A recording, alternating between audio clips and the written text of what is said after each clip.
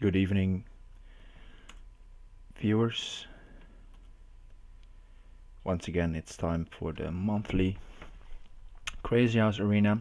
10, 9, 8, 7, 6, But, 5, 4, 3, I haven't been 2, playing 1, a lot 0. last few days, but yesterday I had a great deadline for university, so probably in the coming days, weeks, I will be able to play some more Crazyhouse, as well as getting some more content out.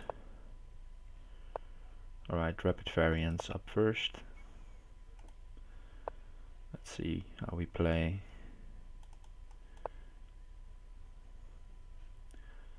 I expect him to know this better than me. Very active player, this one.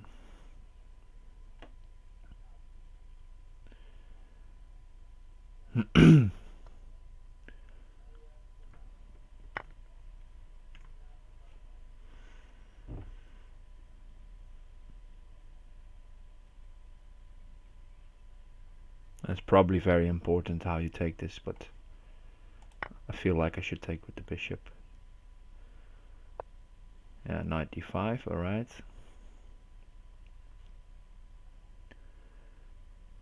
If I take like this, and then maybe bishop at f4 or something like that, or bishop at g4 in between. That seems alright. Let's go. Or knight at f4, also possible.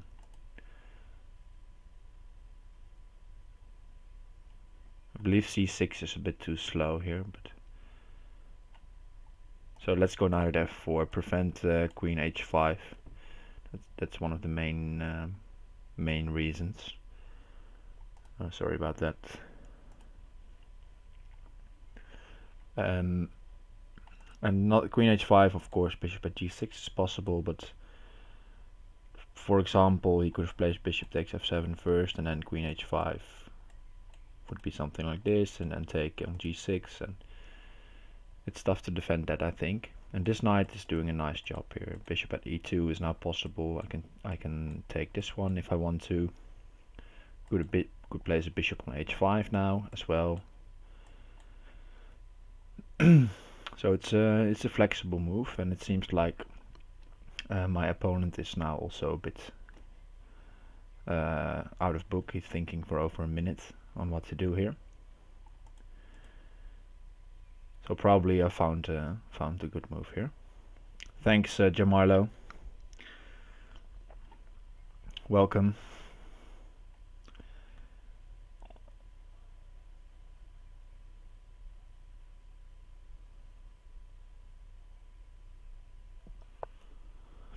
Okay, knight at h5.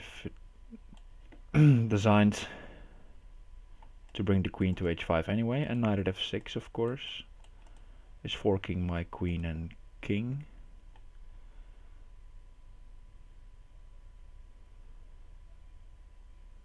So I almost feel like I have to take this.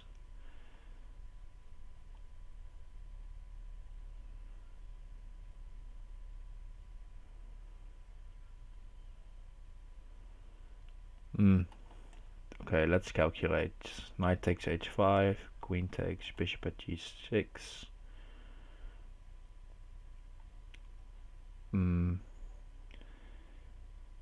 Bishop takes f7, rook takes, queen here. Okay, I don't believe it works. We'll see.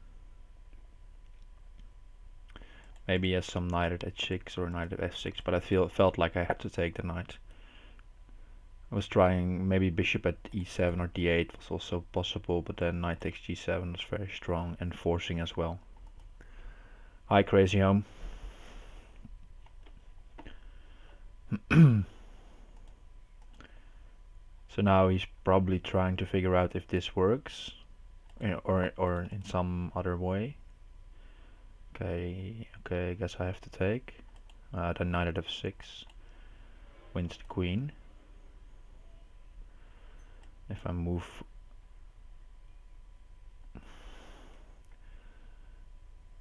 if I step aside, he wins as well.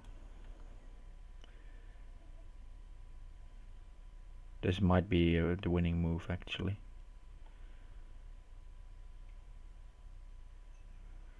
Problem is if take knight at f6, king h8, knight takes e8, then I can't take his queen because queen at g7 is mate in 1. I can take this one though, but that doesn't look very promising. And if I move here, bishop takes f7 or knight takes f7. Okay, I think I just have to go for this and see what he does. Clearly the other one was losing as well, but this might be very pretty. Queen takes g6.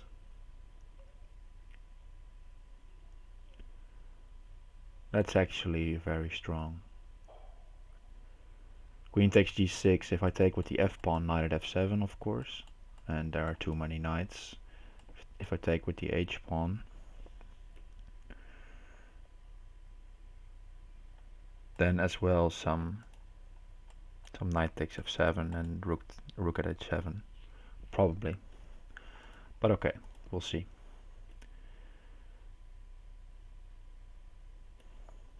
And I just feel like there is some forced variation here for white.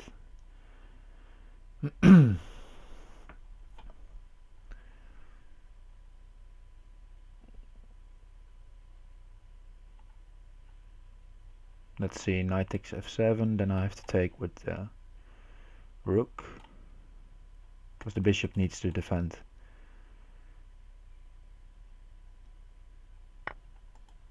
He goes like this. Okay, I'll have to accept.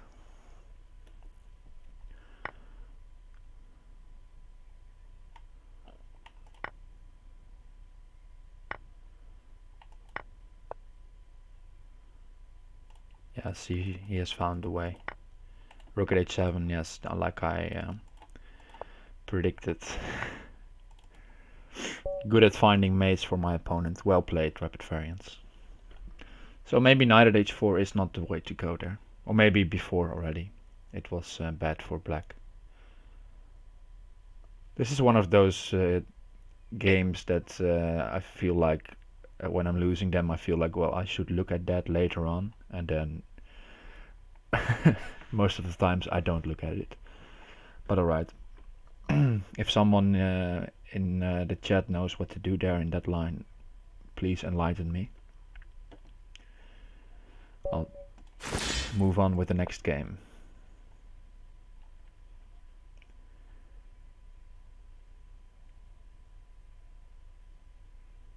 If he wants to play, yeah, there we go, e5, okay. Usually the people try to play d6 and then the bishop comes out and you get some quick development. And I like delaying the taking of the pawn. And now that there are some pieces developed, I have targets to harass them, and I will be the one. Sorry about that. I will be the one doing the harassing instead of black. So now he has to choose where he goes. Okay, and already this knight is looking a bit awkward. a6 maybe. Could play e4 now with the tempo on a6. Maybe bishop b5. Let's just go bishop e5. Bishop e3, and then I'm just fine. E takes d4, and if knight d5, queen takes b5, and then probably some more. Okay, maybe we'll get into that line again, and then I'll try to figure it out on my own.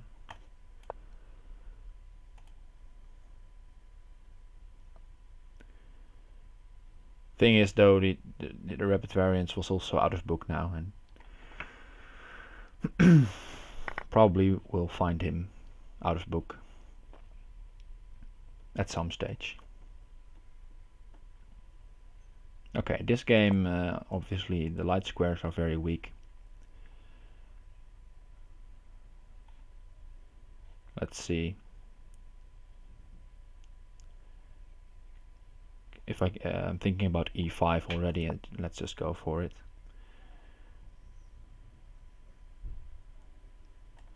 Maybe trade queens. If bishop takes, trade queens, he has to take with the king. Okay, this is just a free knight. Let's just pick that up and see afterwards how to proceed.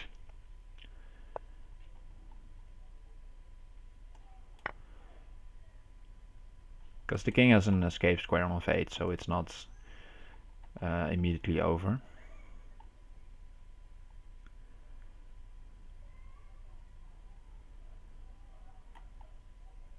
Okay, I think I can go pawn at f6 now. Yes, okay. And now we get in. Pawn at f7 earlier might have been strong as well. I just felt like pawn at f7, king f8. Maybe it was just fine. But probably a lot of stuff won there. Looking at knight at h6 now. And queen f6. Stuff like that. Okay, plays bishop takes e5. Logical move.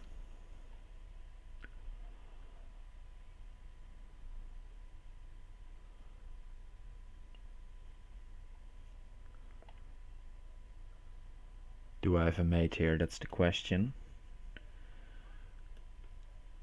Probably.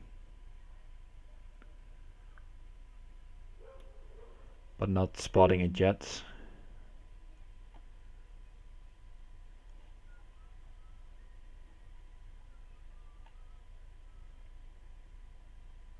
And I gotta watch my time as well. Let's just go for a safe move then.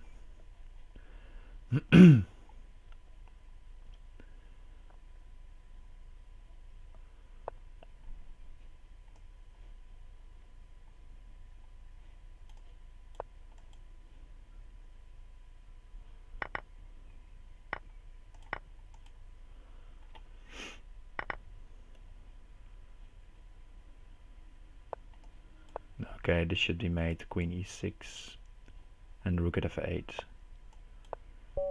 Already queen e6. Thought a bit too long there about the mating pattern before. Probably there was mate, but well, bishop h6 was just a practical move, creating a lot of threats on his king, and my king was pretty safe. All the squares around it were covered by pieces. Rook at h8. Ah, yes, it was actually, probably. well spotted, Jamila. Rook at h8. Or was there a knight defending? I don't know. Maybe you're right. Alright, dum do dum. Berserking back.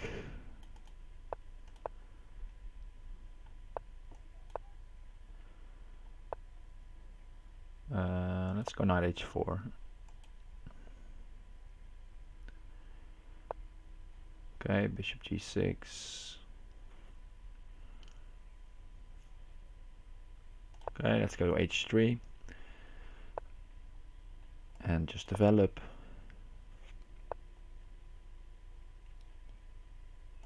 a3, preventing knight b4 in the future and just waiting for him to castle so I know where to attack.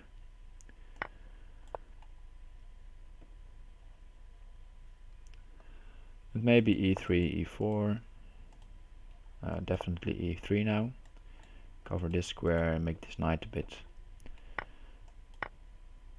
awkward. And therefore he trades it already, and now probably knight at f4 next to look at this, but also to trade on f6 maybe and take on d5.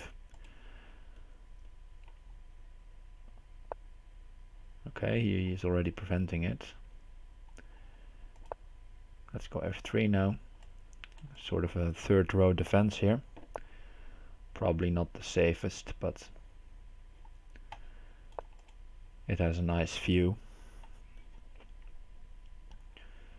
Knight e5 now, if he trades, then f6 becomes a bit weaker. And now I'll trade once and repeat, and make him defend this one, or make him use the piece. And then maybe go g4 even. G4 does not seem like a good move. Okay, let's take this one. He wants to sack the queen, okay. I'll take him up on that challenge.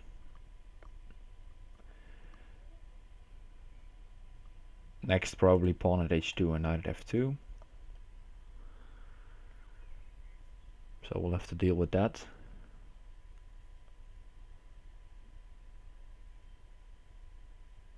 I think I can get away with knight c6 in between. Take this one and then take here. Because this bishop is a very important piece to capture. And now maybe also knight at g6 is possible. But probably I just don't want to play knight at g6 just yet. If I take this, then bishop at d6 forks. So that's probably not the way to go. Okay, let's try knight at g6, king h7. And at least the knight is covered, and maybe then I can take. Okay, let's go like this.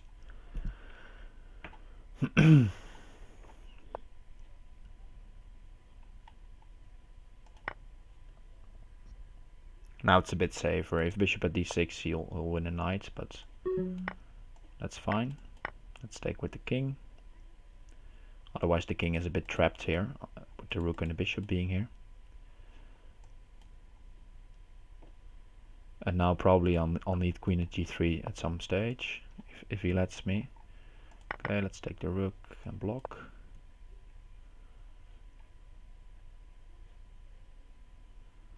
And try to run. Okay, now I'll put some pieces around my king for safety. Maybe pawn at f5.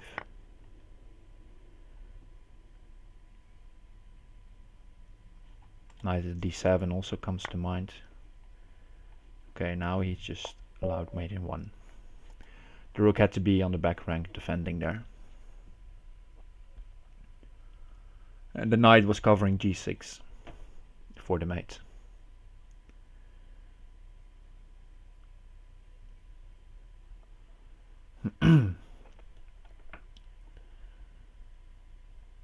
Alright, some usual names, but also some names I like this woman, FIDE Master, Spotlidos, Redux, some guys I haven't seen that often. Nice to see some new names. And here we have King's Crusher. Alright, let's berserk. National Master.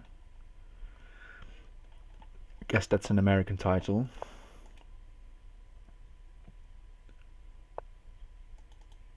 Let's try bishop e7.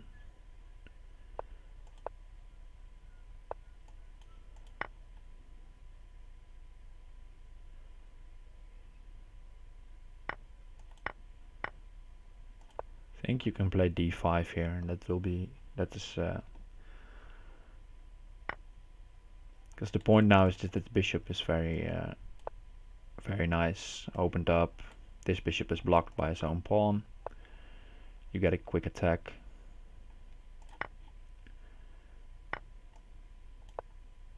For example, now I'm threatening knight at f3.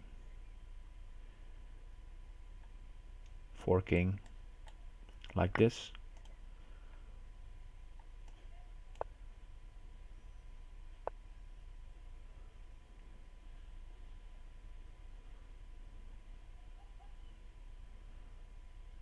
Knight takes d5 looks very strong.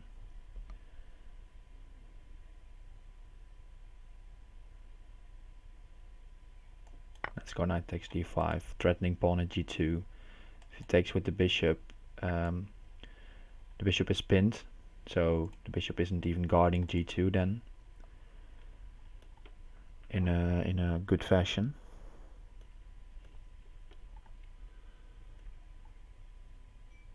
So pawn at g2, now huge threat.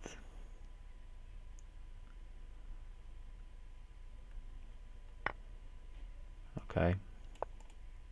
Problem is if king g1, knight at e2 is made, so he has to take. And I can take backward check, and then I can decide if I want to take the queen. Let's take the queen now. With the king still on g2, I have a lot of options placing these pieces. Bishop at h3, for example. Bishop at f3 as well. Lots of move leading to mate in 2 here. And my king is relatively safe on f8. Bishop covering the square, and g6 is covered, so no good knight check here.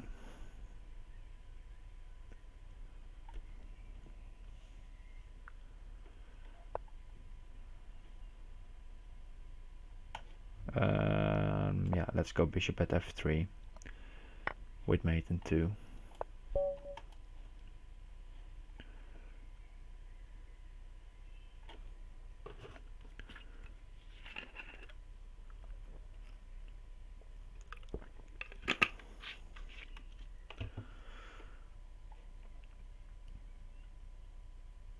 Alright. And we're back at the top 3 after that first loss against Rapid Variants, but it's no shame in losing against him for me. We have a lot of fun games, even match I would say between us. Been playing a lot of 3+2 against him lately, casual games. And it's a really fun player to play against.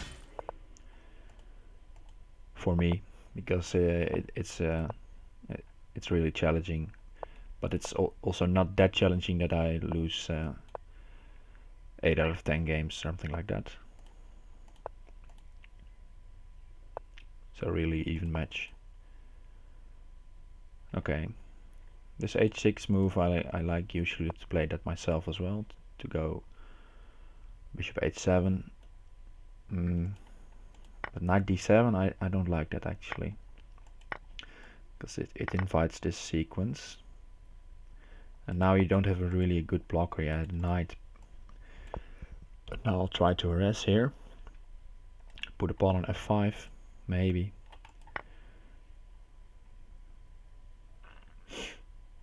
Now knight at e5 is possible. Let's just go knight at e5 first, and then maybe take the bishop back, or take on b7, then knight c6 opens up. Lots of possibilities here. Okay, I'll take the bishop back. If he takes this one, knight takes c6 is still on. As well as knight g6 taking the rook.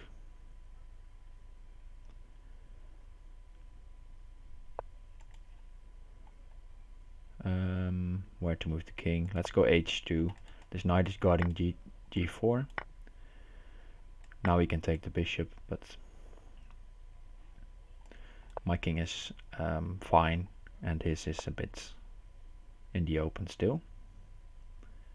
Thinking about d5 here, so the queen opens up. Let's just go for it.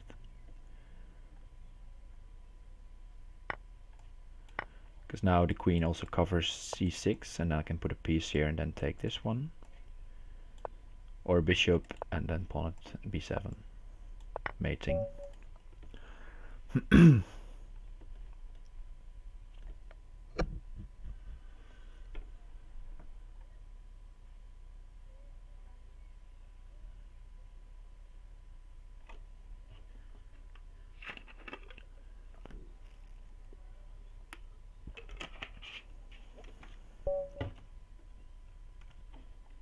Alright.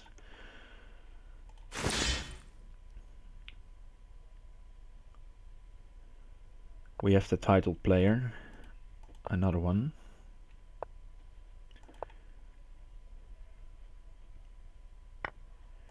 with an early d3. Okay, let's play e6. Especially with d3, I think this is justified. No early bishop b5. Guess that is a mouse slip. I guess pawn at g5 was the intended move there. So now the pawn sacrifice is already been resolved. Threatening to take f2 here. Knight e4 maybe. Okay. That's a pawn, I think. Yeah, let's just take it. Take f2 first. If takes, then I can take with the queen. Force a sort of queen trade. And get a mate, probably. As well, and the queen was also threatened by the knight, so it kind of forced this line, and this is looking very good for me, of course. The king in the open, only the knight is defending, so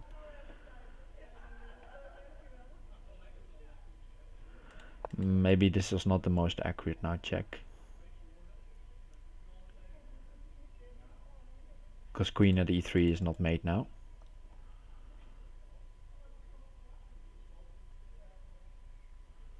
But alright, let's go bishop at g4, make him use a blocker. Yes, there we go. Now he has to move to d1, and I can take this one if it's necessary. But okay, rook d8 first, see how he reacts. He gives me a knight. Should be enough to mate maybe already. Yeah, I'm spotting something. If bishop takes, knight at f2 was mate. And now we have knight at f2, king here, knight d4. Can't move to b3, so I have to move to b1 and then pawn c2.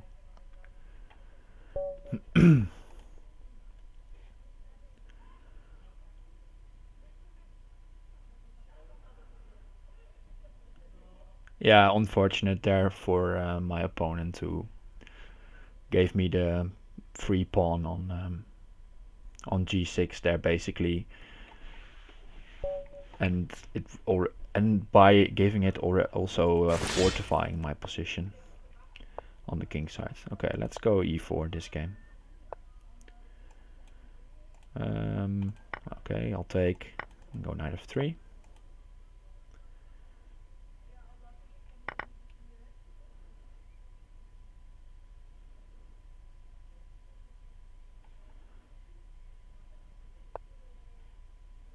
Okay, pawn at e5. Probably I'll go bishop c4, maybe rook g1 first, not allowing knight at g2. Now knight at f5. The bishop has moved from f8, so g7 is now on the fire. Queen f6 is a possible defense, but then probably rook g1, and then maybe bishop g5, and my pieces are looking very active already.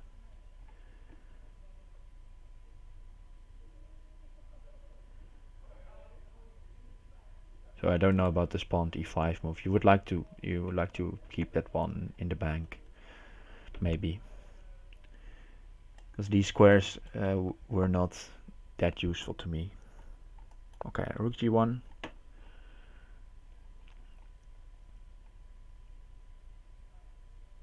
Knight at g6, yes, okay. Seems logical. Now maybe bishop g5.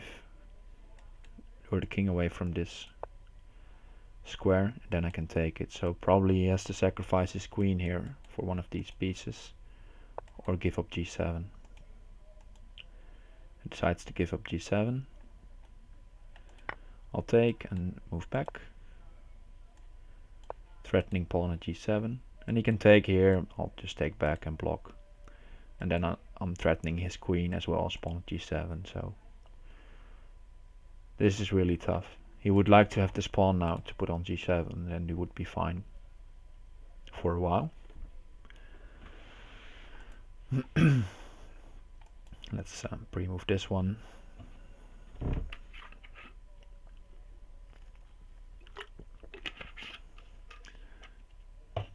You'll notice I'm drinking a bit more water than usual, because it's been 30 plus degrees here in the Netherlands. So, and we're not used to that.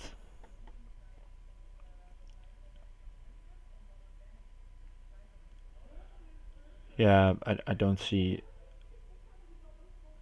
a good defense. If you take, I'll take back, and then you can maybe bishop at g7 or bishop at f6. Not liking it. Not liking the options here for Tafel.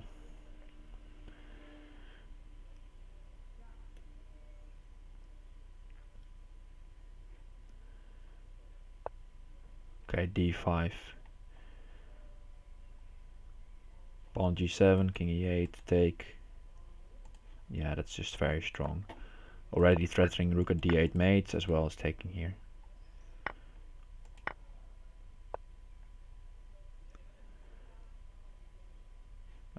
Rook at d8, take with the queen. And then the king has to move to e6 and then knight at g7 is mate in one. Or rook at f6. The queen blocking this escape. Yeah, realizing it was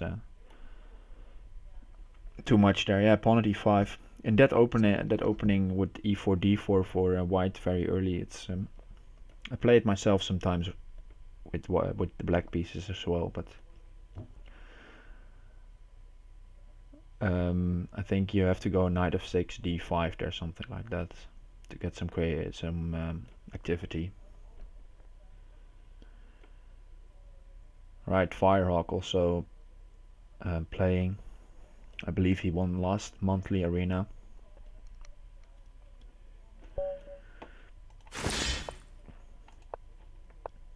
And now Blitzer 88. Let's play this knight f6, bishop b7, and d6.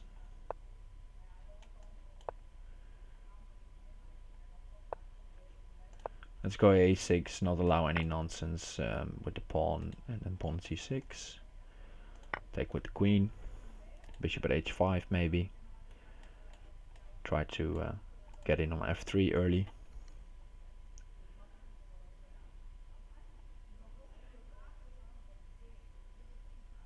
And this is a really solid setup. And he's already going to sacrifice material. Okay, I'll accept. And queen d8. Knight takes f7, I'll take. And now I'll need a bit to play a bit defensive, but he has no pieces in hand, and I can develop this bishop next. Castle if necessary.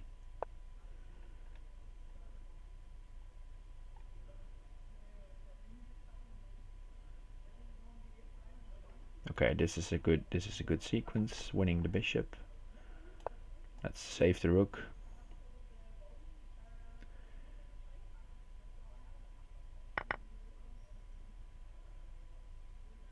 And he might try some d5 break or something like that. Okay, now he's going for this pawn probably. Okay, now it's time to put some pieces back on the board. Use my material advantage as well as defending.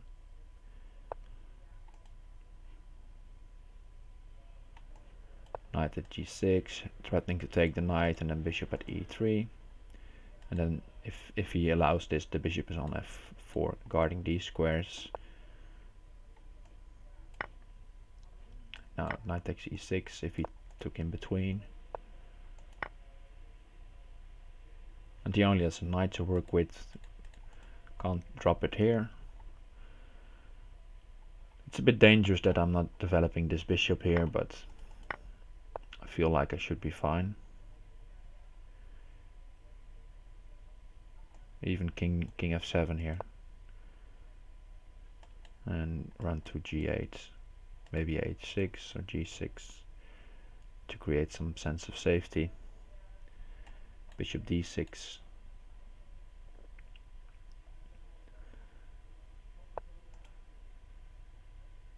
Okay, I'll take that. Maybe he wants to trade queens, yes.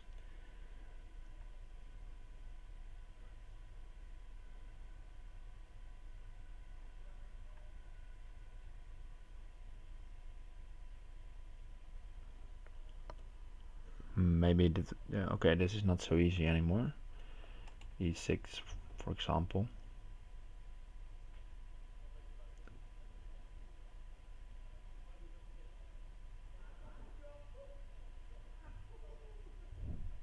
Okay, then bishop c5. King on f8 seems sort of safe, and bishop takes f2 is something he has to deal with.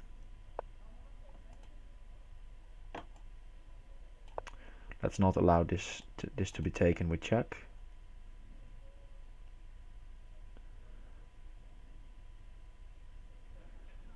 But he's taking over. He can play pawn d7, for example, or trade queens first and then play pawn d7, lure the bishop back, then maybe take here. And my attack is not yet. Now I can take with the queen and not allow the queen trade. And take with the pawn and be safe here maybe.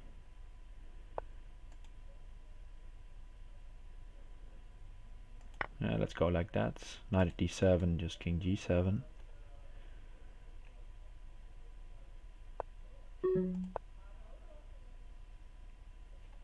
Maybe take the rook if he allows it.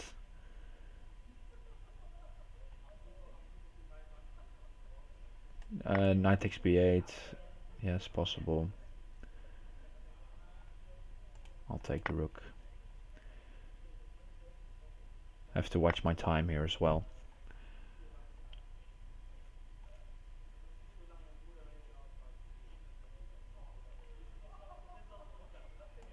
Let's create threats.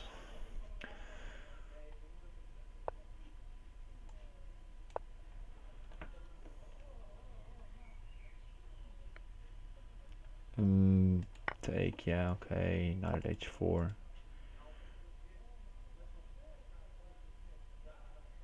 Rook at d7, I have to take that. And then defend here, somehow. If knight takes, I think I can get away with taking the queen.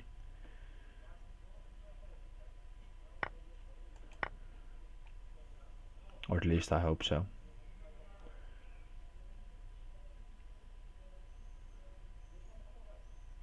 I missed that he can take on f6 here. That's a bit of an oversight.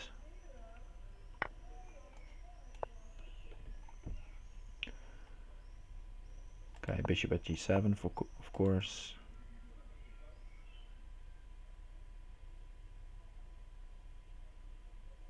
Okay, he's winning this. Something here. Okay, he goes knight at f4 probably. Well played. I missed queen takes f6 there. I had to defend against that threat. I thought I could run, and then my counter attack was something he had to deal with, but okay, a bit too careless there with the queen trade after all. And earlier in the game I should have just developed, as I am telling you guys. I should follow my own advice. Okay, first O again. Rapid variance still on a perfect score. Variance only in the mix, and Rekastrov doing also very well. Alright, that's you.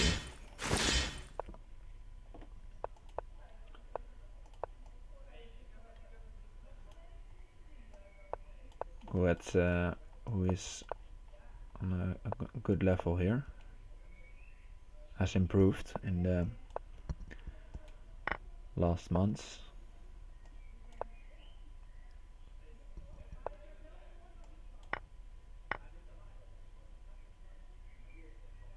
Okay. He's saying this knight covers g7, you have nothing. Let's go rook b1 in between, see how he deals with that. Now queenside castling is no longer an option. It's always nice to force something like that.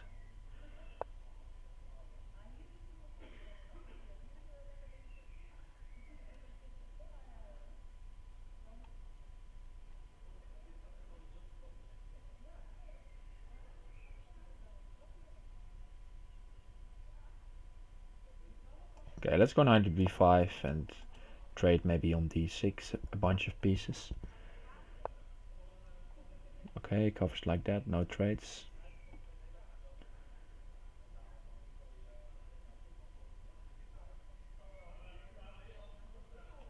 Alright, but I still want them, so let's sacrifice. So I want to get some defense around my king and maybe open up f6 for a knight on f6 later on, so therefore bishop here and pawn at e5.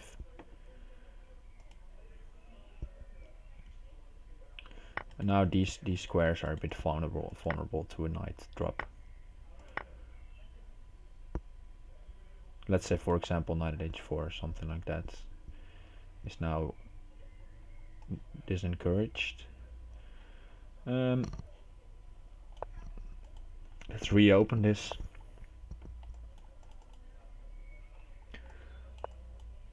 Defend here, he can take e5, then I'll take e7. Then I'm threatening to take at knight and knight at f6, or knight at d6, depending on which knight gets removed.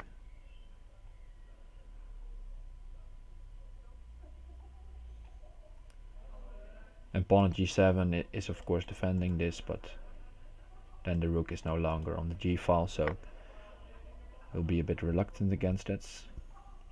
So he sacrifices the rook, but now rook at g8 maybe.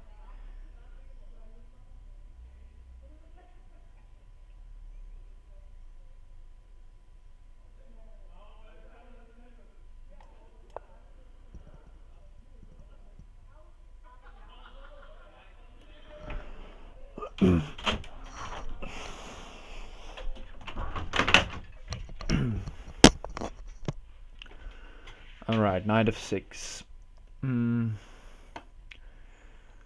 Sorry about that, had to close my window. Some noise outside.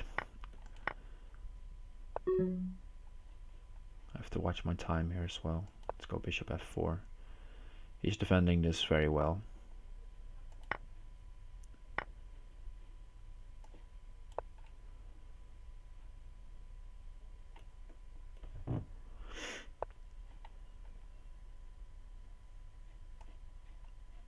Yeah, I just have nothing. Actually, he's playing very strong.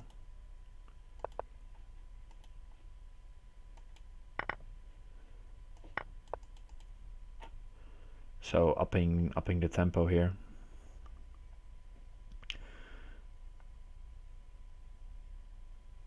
Putting him under pressure with the clock, and okay, that's a queen.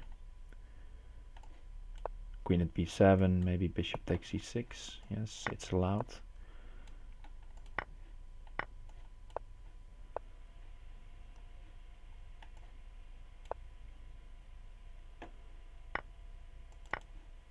Okay, I got him now.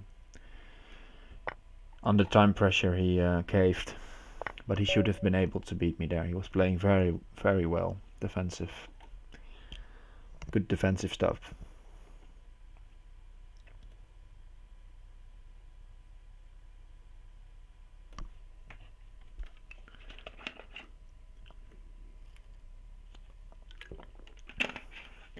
But alright, it's a tournament without increment, so yeah, Dutch, he should have won that.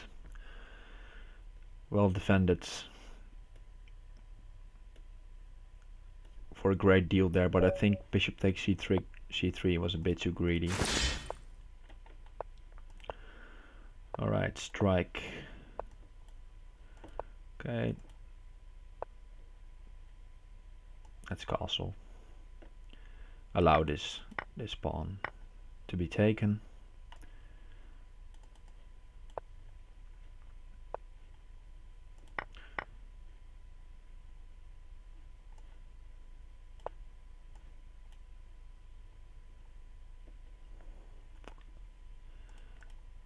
If he takes, I'll probably trade queens first and then take on h3.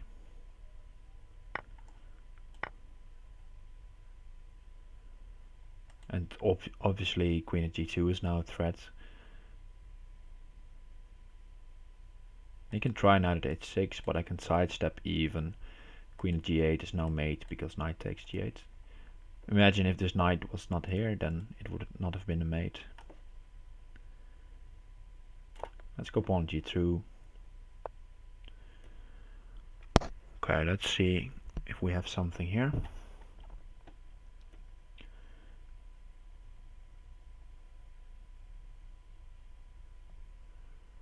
Or that this is just the way to defend against this. Maybe rook d8.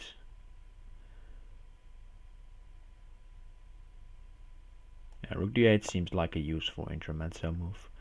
If he takes, queen at f1 is mate.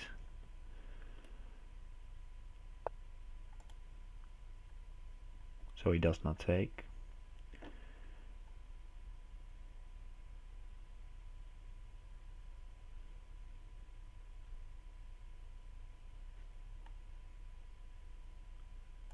Right, then I'll take here. And bishop at g4 is the next move probably. Queen at f1, knight takes. Oh, that's just safe. So let's go bishop at g4. Take here. Because with the knight blocking this diagonal, I'm relatively safe for now. If I take, he wants to go rook at h8, take. And then he mates me, I guess.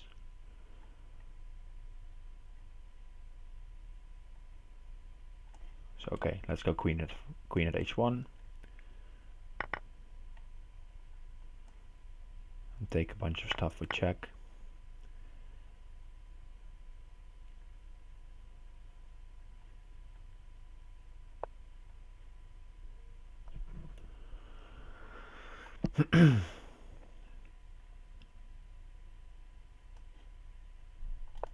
Knight at d6. Now I have to guard g7 because rook at h8 is just too big of a threat here.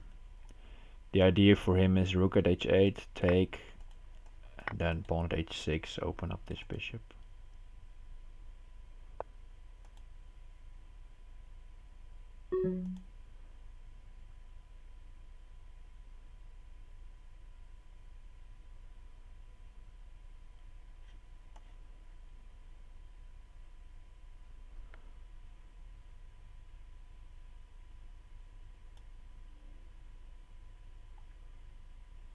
Okay, knight h5, pawn here, knight g6.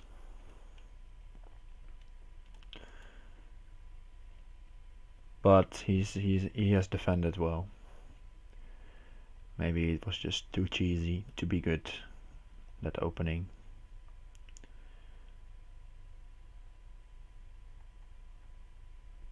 The idea is of course that he cannot take this. Because then knight at e2 is made.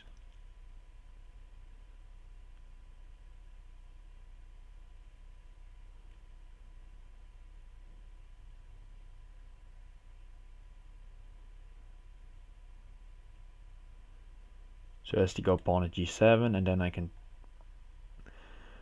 It's looking very bleak, but I think I can take then.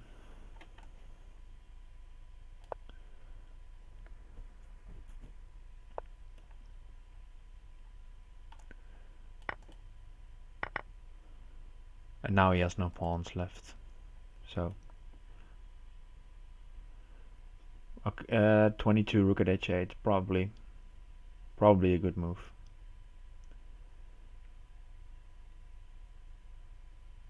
But no time to look at it because I have to be very quick here.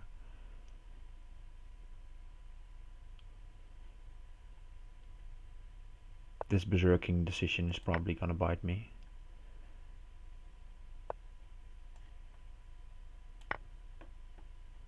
Yeah, he has found a way. Well played.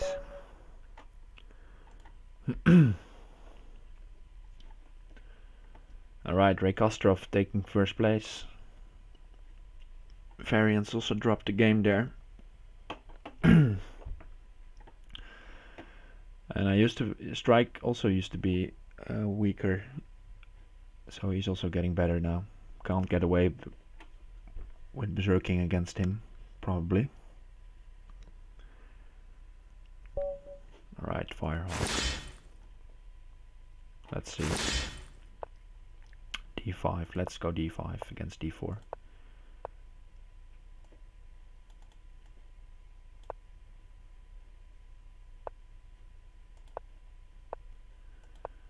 Right, early aggression with H3, G4. Think I have to go A6, knight B5 could be a bit annoying with the knight on D7. Let's go knight to E4, maybe bring this knight to F6, maybe H5.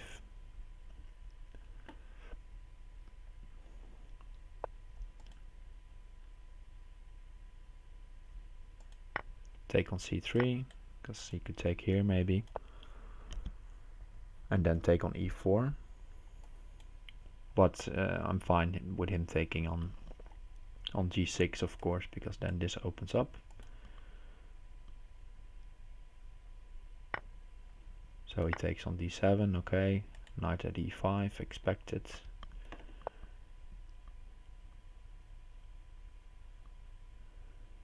I think I'll ignore this knight and not take it yet and maybe go F6. Or maybe knight at H4 at some stage. Because now, if knight at H4 he may take and go bishop at G5 could be a bit annoying. If I defend like this, he plays knight at C6. That's a nice spot there.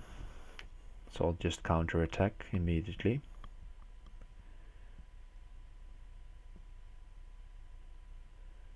And maybe just castle even.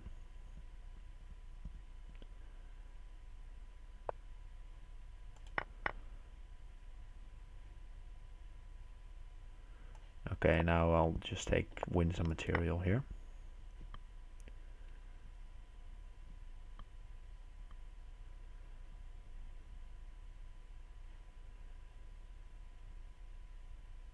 Knight takes G6 is possible. And then take, and then knight takes E7. And then I'm rather exposed.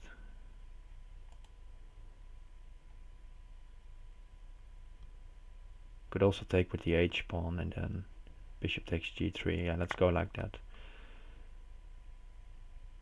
The idea is that if he takes this one, I'll take bishop here and then queen H4 will come in with very devastating effects. Okay, this is fine as well. Because now I can use this piece to block. Bishop at B5 is a possible move, but bishop takes G3 is still very strong. I can just step to the side. And now if he takes queen H4, if he does not take queen H4 still.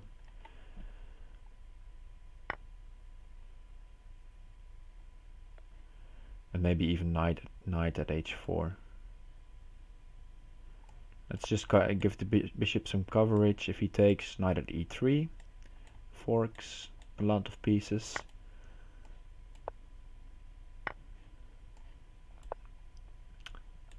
Cut back the retreat first. Maybe queen H4 was better even.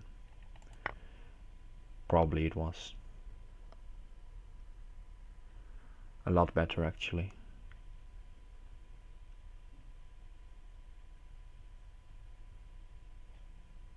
But alright, let's not linger. Knight E3.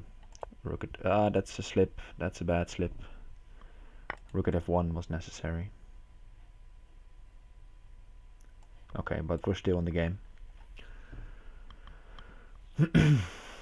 I forgot that I had selected my knight there, so the knight moved to F1 when I clicked on F1.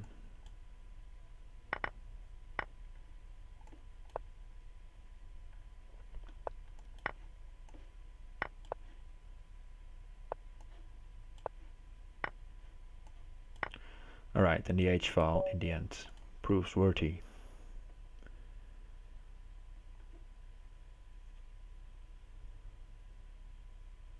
Okay, let's, after almost an hour of play, let's try to get back on a streak again. Maybe not berserk against a high rated player.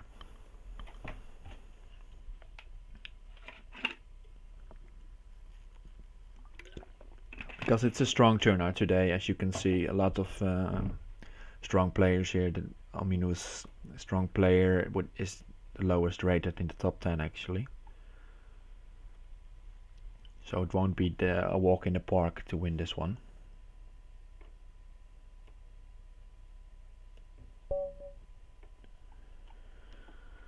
Right. Let's not berserk and play a 5-minute game. Then it's less likely I will get lost in commentating and not focusing on my time. Okay, knight h4 here.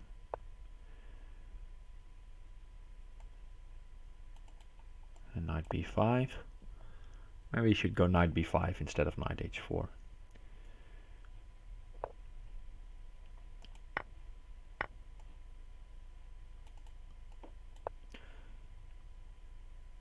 I kinda want to provoke him to play e5. Okay, that's fine as well.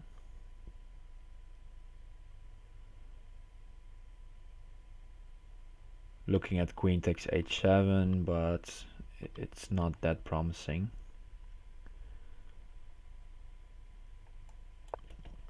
I would need a knight on g5 to make that worth my while.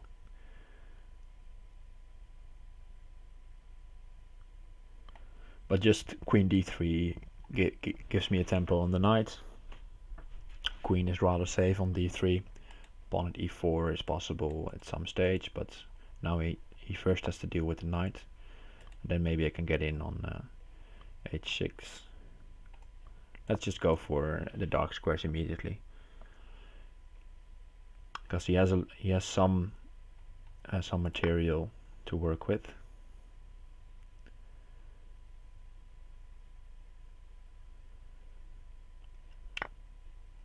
Now pawn at f6, forking the knights.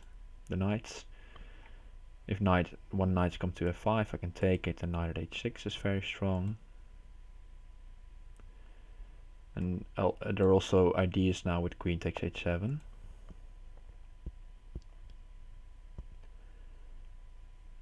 Okay, let's see. If I take this one, bishop takes, bishop at f6, threatening knight at h6 mate. As well as the threat of taking the rook and rook at h8. That is what I'm thinking about now. So okay, let's take a step back. Take. Bishop at f6. Knight at h6 has to be dealt with somehow. So maybe knight f5. Then I take the rook and rook at h8. And bishop at g7. Okay, I'm winning a lot of material back for the queen, even if it's not mate, so let's just go for it.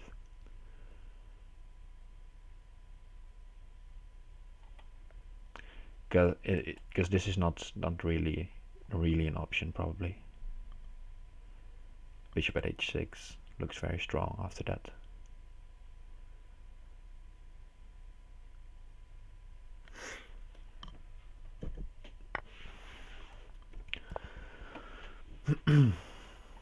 Okay, here we are at the position I just tried to calculate. Knight at h6 is now checkmate. And pawn at h6 or queen at h5 is probably the way to defend against that. But then I take the rook. King takes. If queen takes, rook at h8, so king takes is necessary. And then rook at h8. And already he has to block with the queen or play knight g8. So then I win the queen. Hey, cat ask.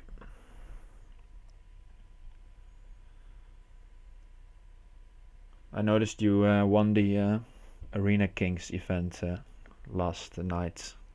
If you are that one, the same username. That's nice. Congrats on that.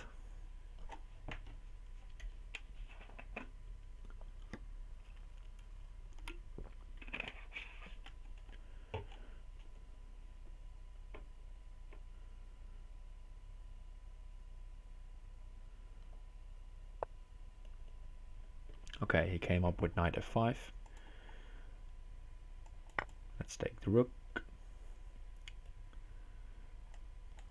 This was also possible. And now we see what I meant before. He has to block, and he only had a queen even, so queen, it's forced mate now. Rapid variance, indeed, very strong player.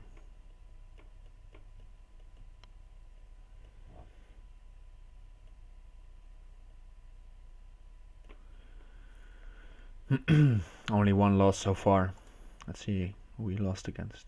Variance only took a game from him.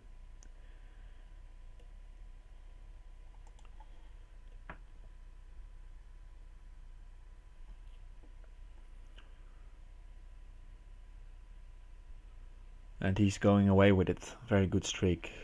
So I'll have to try to catch him. Ray Kostrov, let's see.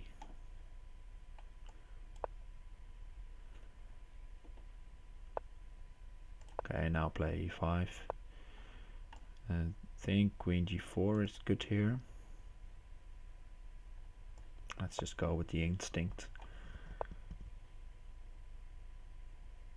Can take and go knight at h5 maybe.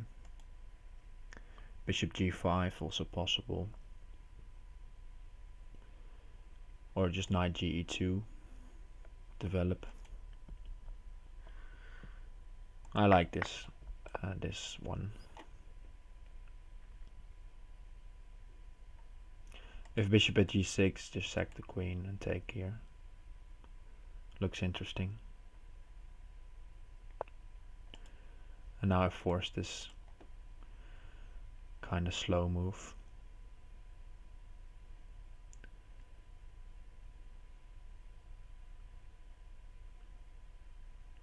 Bishop g5. Let's go bishop g5. Let's stay active. Yeah, struggling with the same issues. I think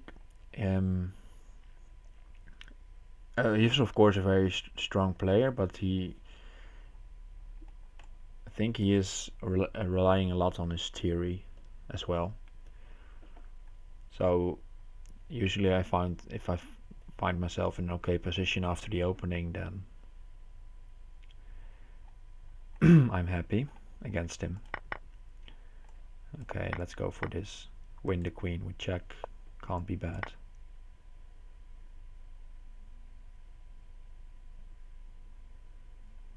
Still safe at home here. Pawn here, coming to mind. Pawn at d6 as well.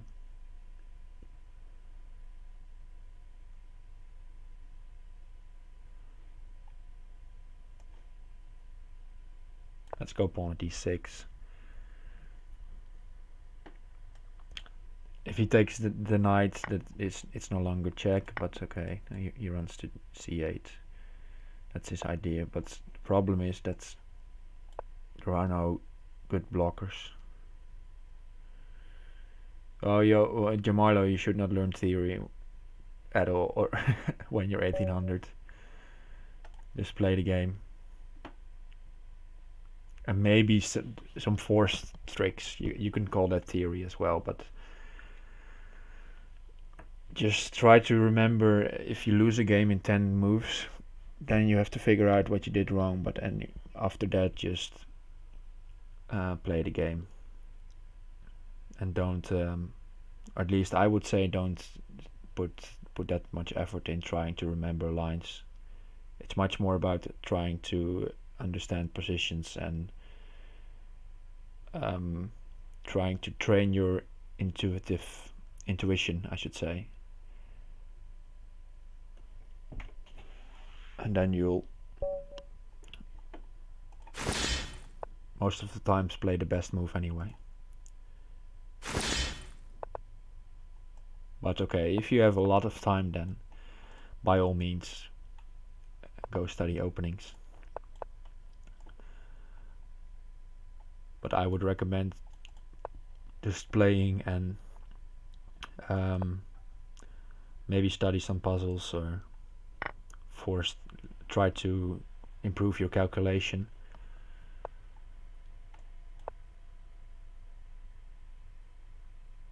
And there's actually this nice chess variants website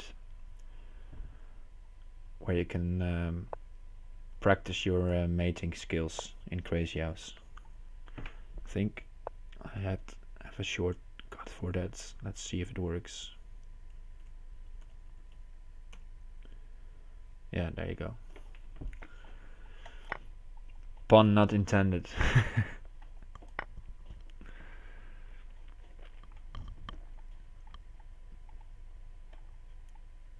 Okay, against Sohei this is already looking fine. Using this hole on c7. And let's go bishop f4, develop the bishop. And just take.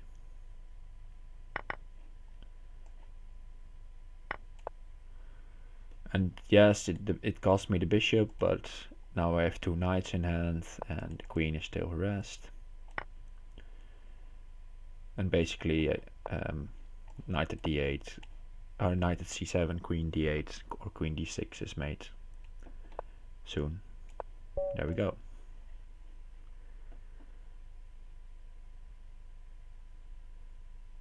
Yeah, it's a really nice way to force yourself to calculate forced sequences. And for one player it's easier than the other to remember the mating patterns, but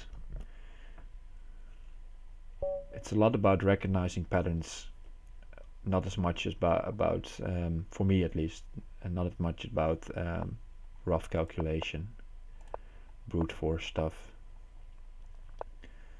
So actually training myself in forcing lines or forcing mating patterns, that's really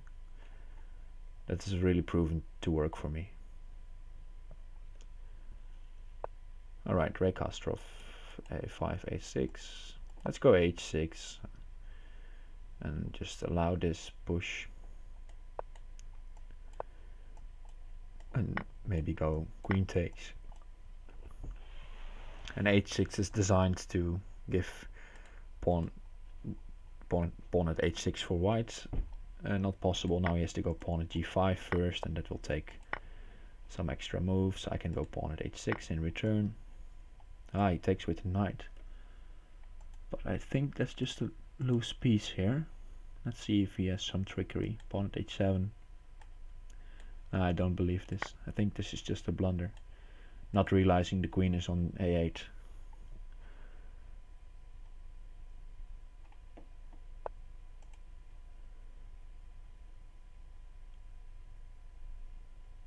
Okay.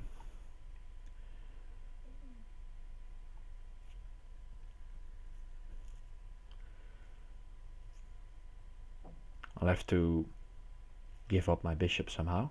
I think I'll go bishop takes h3. I went bishop h3 because now pawn at g4 is nice. You can't take because rook at g1 is made. And after that pawn at h3 maybe. And trying to get in bishop at g2 or pawn at g2 if I trade another pawn.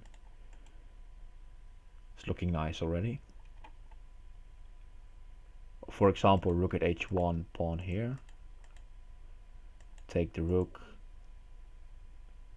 More forcing.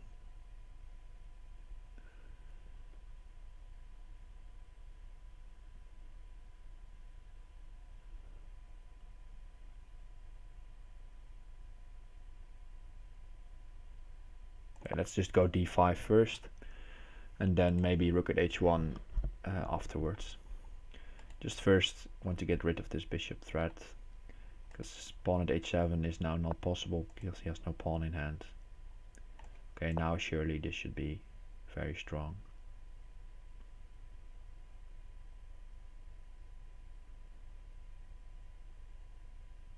Rook at h2 seems like the only move to prolong the game. Okay, guess not.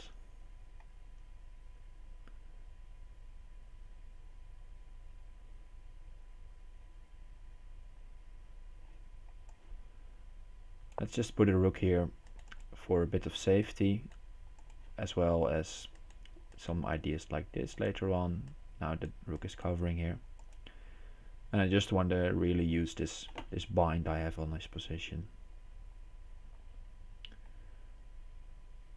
He can barely create threats here, only a rook in hand.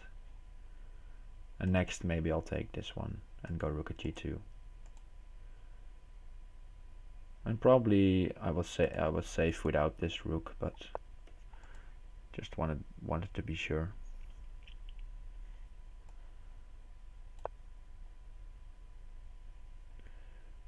Take here, knight at g4 is the idea.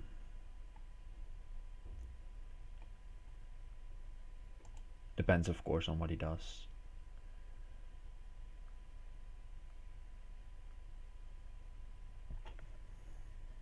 Could also go something like queen a1 maybe. Okay, he's giving up material.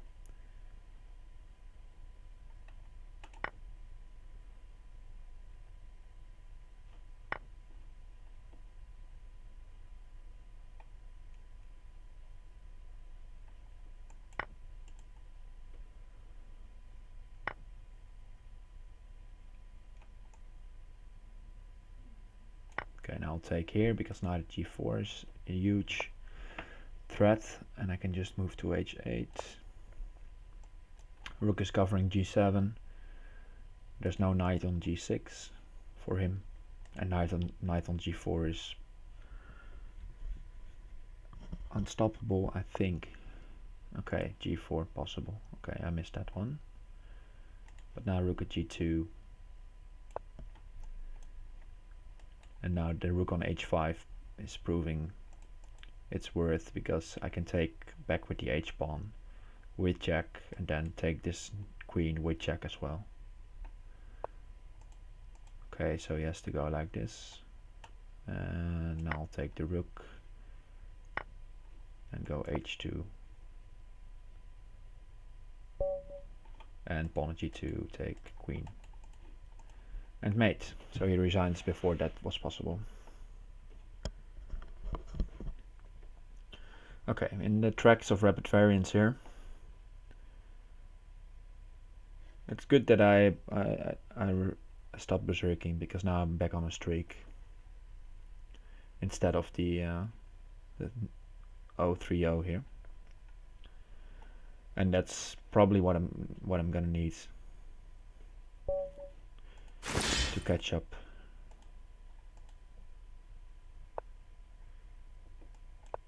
Right, guilty king himself with the draw offer. This is a guy who also likes to play g4 stuff in Crazyhouse. At least if this is indeed the guilty king himself. Yeah, there we go already.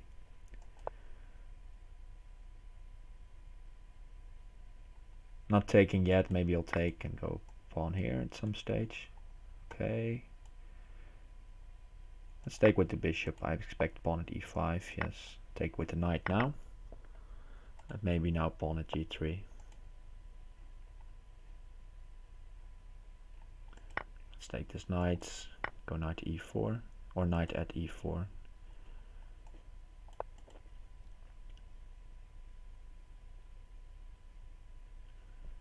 It didn't matter that much, I think. With this knight being gone, then maybe bishop at h4. At some stage harassed my queen. Okay, I'll take.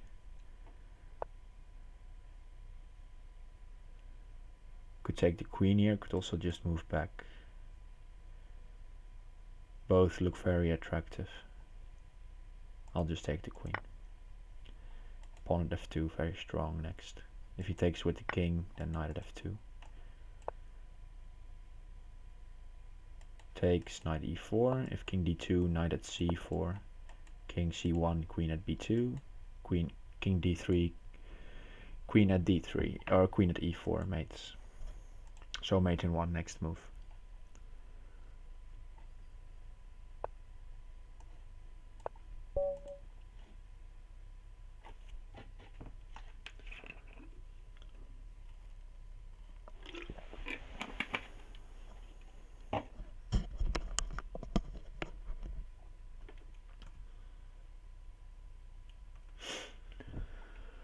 Alright. Catching up. Only 1 point behind. Let's go e4, knight f3.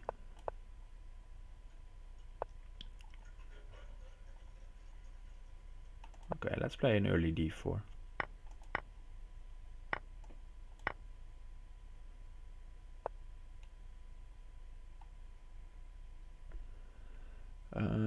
Trying to remember what's the way to go. I think bishop takes f7 here.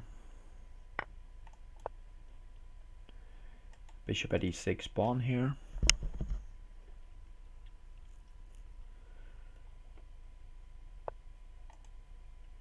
I guess you can even go king f8 there, maybe. Don't know.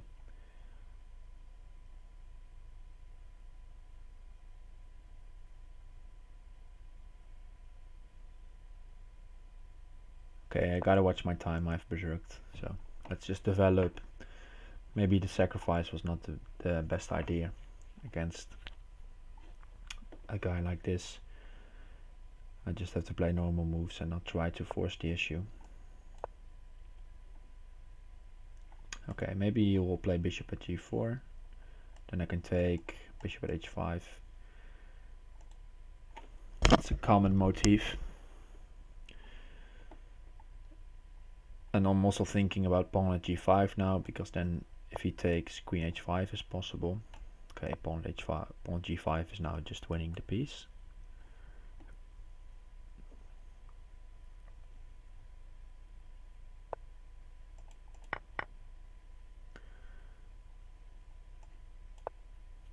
Let's just try to harass pieces, win pieces back, and maybe go knight at h6 at the appropriate moment.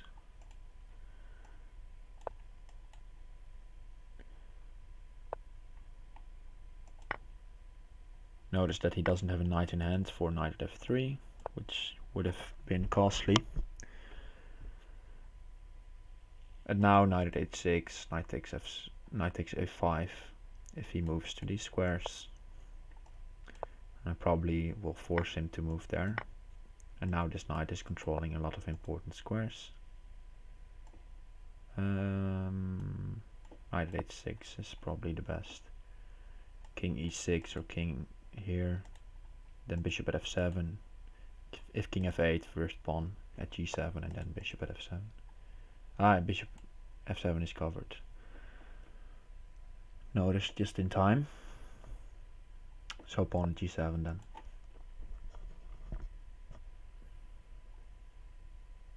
Winning the rook. Rook g8 I'll take. And then I have knight takes f6 as well as rook at f8 as threats.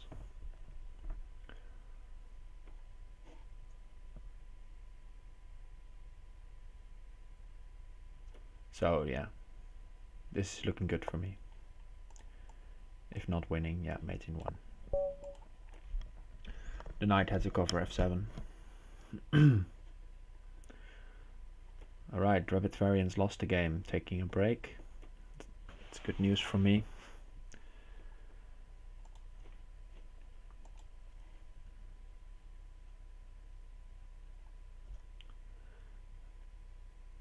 And let's see, we're still playing Gene. This is the same top 10 as like a half an hour ago, I think. Only Variants only dropped out.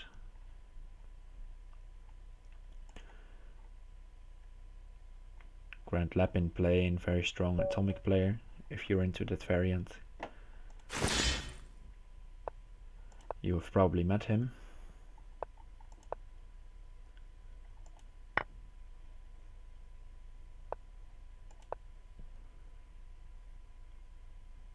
Okay. Bishop g5. Let's go... Let's see. Let's go bishop b4. So if he takes, then I can take back with the queen. Yeah, and I was expecting bishop b5 anyway, so therefore not knight c6. Now I can just go bishop d7 and trade. And there's always some knight takes d5 in these sort of lines. For example, if this bishop, if white to move now, knight takes d5 is strong because this is pinned and this is pinned as well. So therefore bishop b4 was played. Okay, and now I get my knights on the board, harass this bishop a bit. He's defending it while developing, that's okay. I guess renewing the threat of knight takes g5. Probably bishop at h4 is good here. And then maybe castle, go h6. Okay, he decides to trade. But now, this I don't know for white. Allowing bishop at e2 is probably not a very good idea. Can even take this one and go knight d2.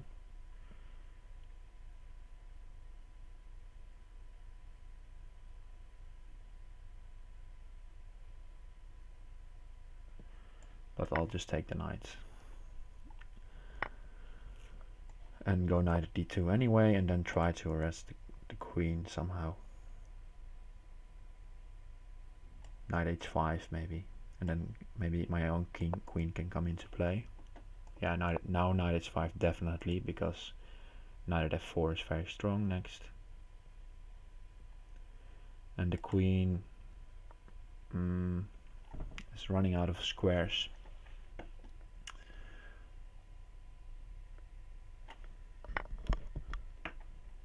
Already sacrificing herself.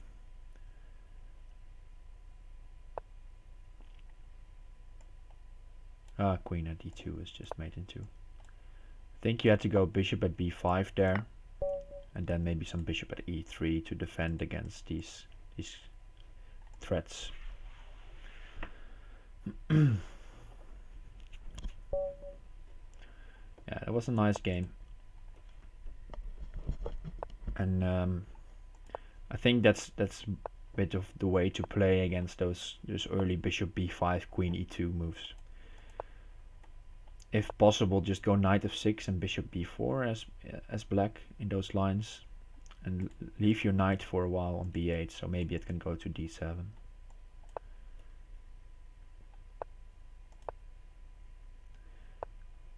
And that's not opening theory. Okay, it's a bit of opening theory, but it's more like a general idea that you should try to remember. Maybe h3 was a bit slow here.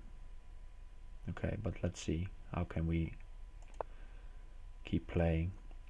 Knight takes e4, I'll take e7 first.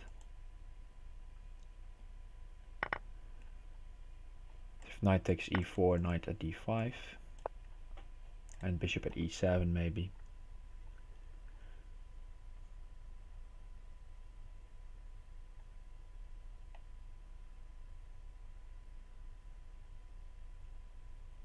At least this is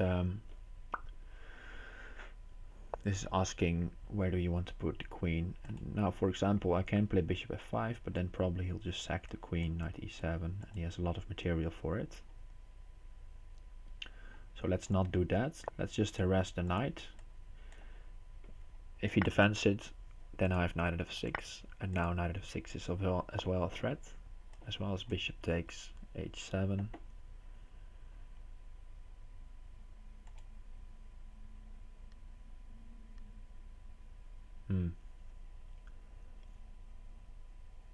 really like knight at f6 here and just giving up the rook.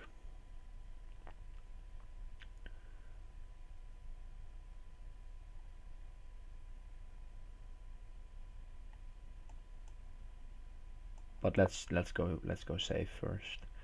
Pawn h2, probably just take.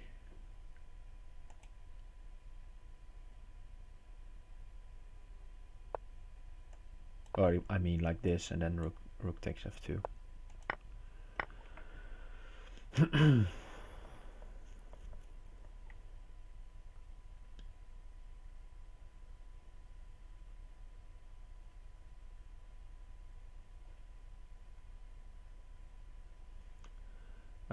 Let's see.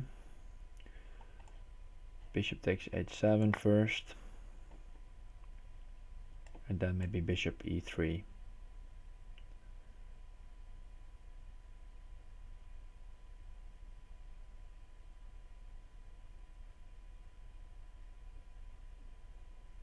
It's actually not so easy to defend it against these two pawns here. Rook at g1 is looking it's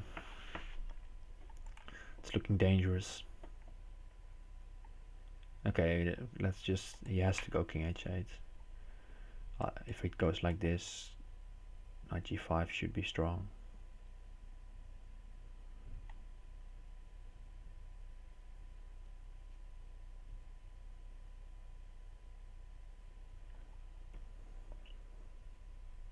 Can't imagine that he will survive taking the bishop.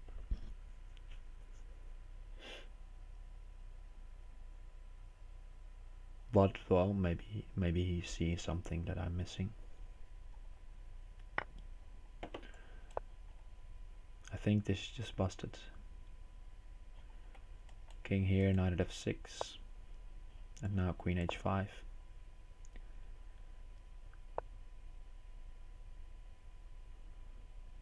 Alright, let's see.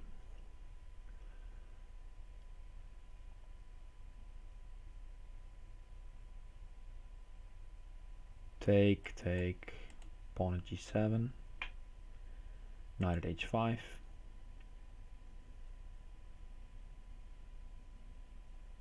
Alright, let's just go for it. Trust that it's made.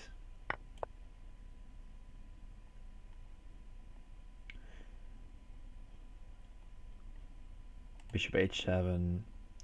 He has to take, I think.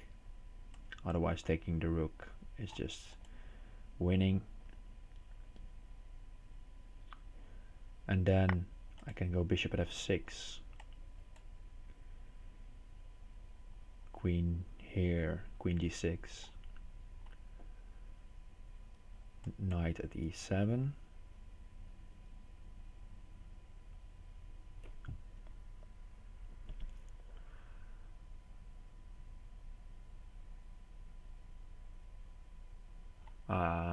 Yeah, that should be enough. If king g8, knight at g8, or knight at e7 mates, so king g6,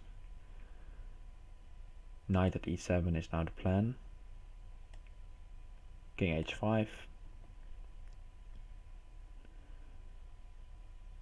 knight at g3, king moves up. Okay, we'll get it on the board. That's easier.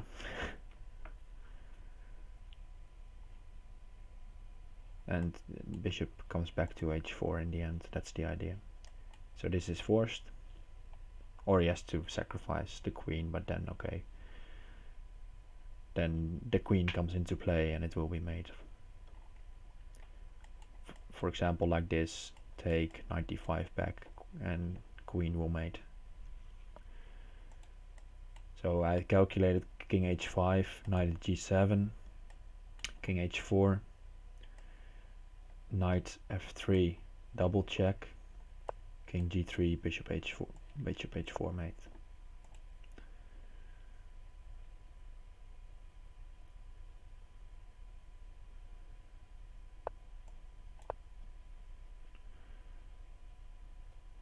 I can even mate with the knight.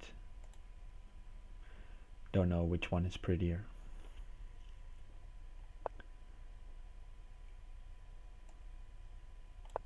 Let's go like this.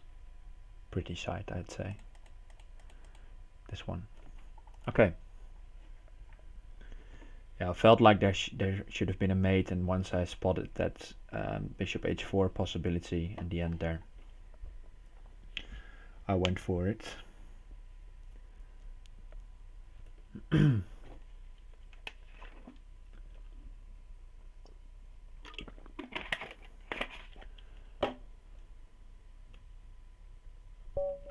Alright, Ray Kostrov again.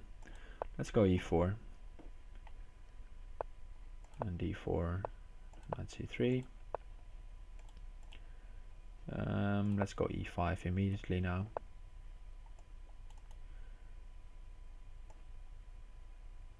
Play this a bit differently.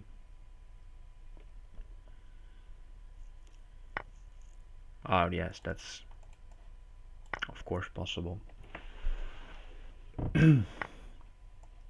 Should have gone to b5. Because now he's just getting some free development. Okay, that's I guess that's what happens in the opening sometimes.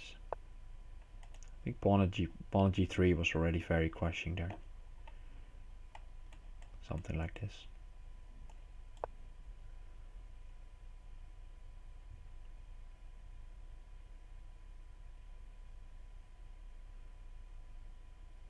Maybe get some play on the rook. Pawn at g6 at some stage.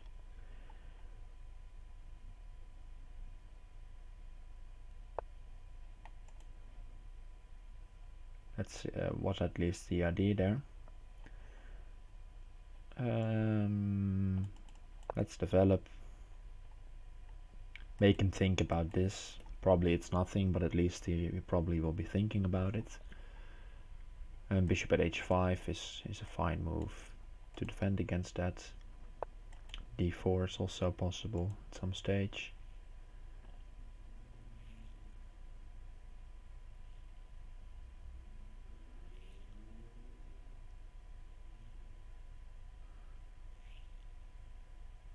But as you can see, his pieces are in very natural positions. So this early blunder was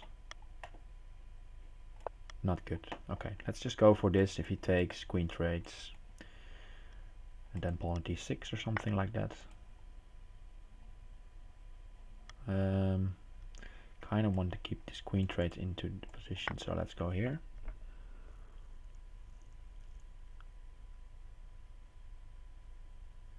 Keep it messy.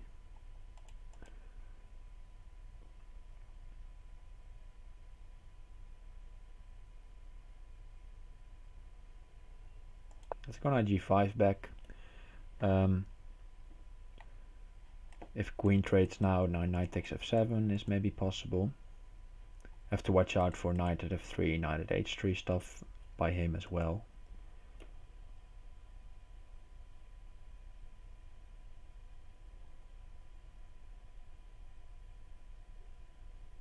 But it's looking promising.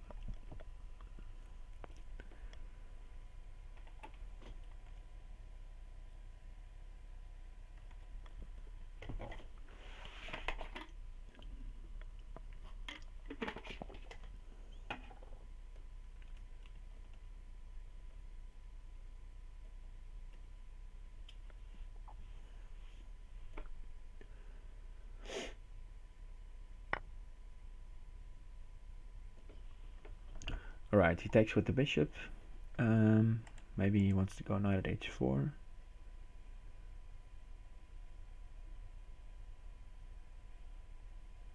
I think I'll ignore this for now. So if I take back, I give him the initiative, and then knight at h4, take here, knight at h3 stuff, maybe queen takes d5, and now he has to do something about this. And maybe later I'll take the bishop back. But I think in this position it's critical. It's a critical position, so I'll have to keep the initiative in my game.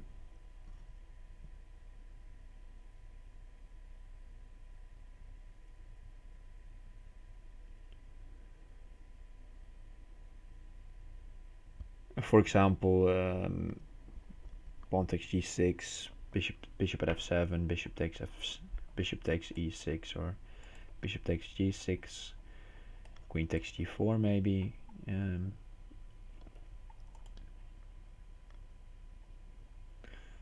All at least more challenging moves than taking back the bishop. Okay, let's take like this. Alright, that's good news, because now I can take this one or go knight at g5. Let's take here first, because this pawn is very annoying with some pawn at h3 or pawn at f3, knight drops as well, and he can't. Yeah, he can arrest it, but he can't really do much with it.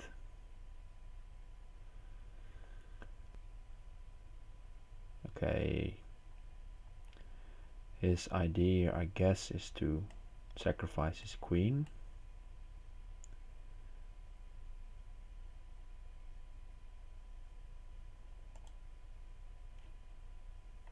So let's go pawn at g6 first. If he takes, just to explain what I meant, if I take twice, then knight here, take knight here, forces the queen with an open king position for me. And even knight with the queen being on g5 and the bishop gone, knight at f3, if I don't take it, he has this rook takes h2 mating idea. And now if he takes, I can take on g5, and then I threaten to take the queen with check, and if he takes, I take with check, because the king is then on g6, of course. And bishop takes g5 also opens up knight at f4, covering those, some important squares there. Alright, I guess he's forcing me to take. If king h1, then knight at g3 probably. So I have to take this, and then queen takes g5.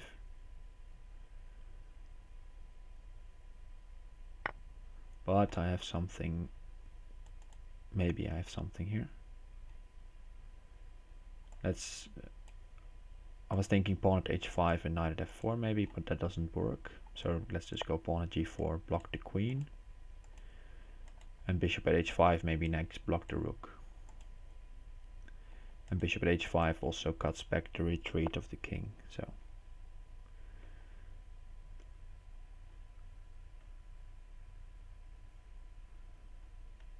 let's go for it. Yeah, let's go for it with the bishop.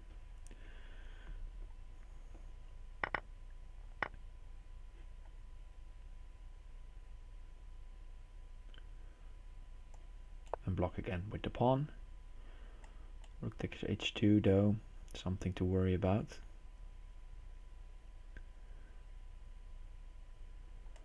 Take, queen h4, block with the rook, pawn here, take. Don't take. If I don't take, then I should be fine. Okay, now I'll get this in.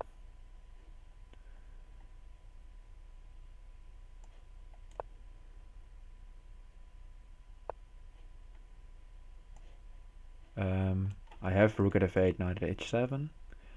Let's just check if I don't get mated then. I think not.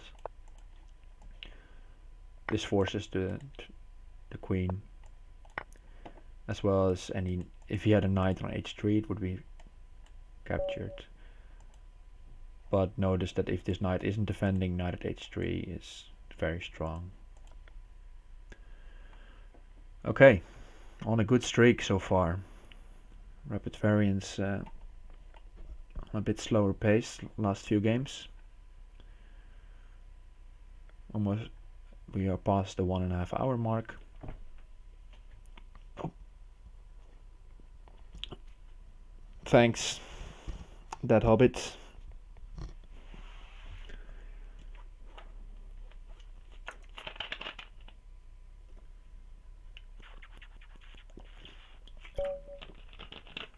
Right, the Grandmaster.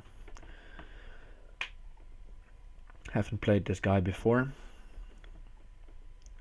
Let's see what he comes up with. Is he also a strong chess player?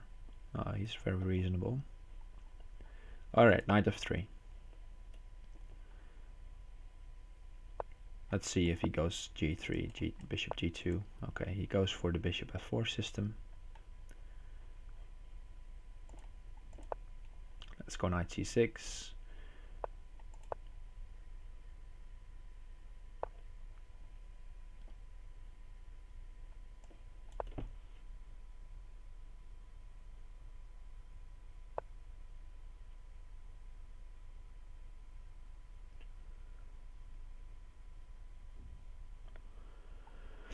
Okay, this a6, a3 is important in some of these lines.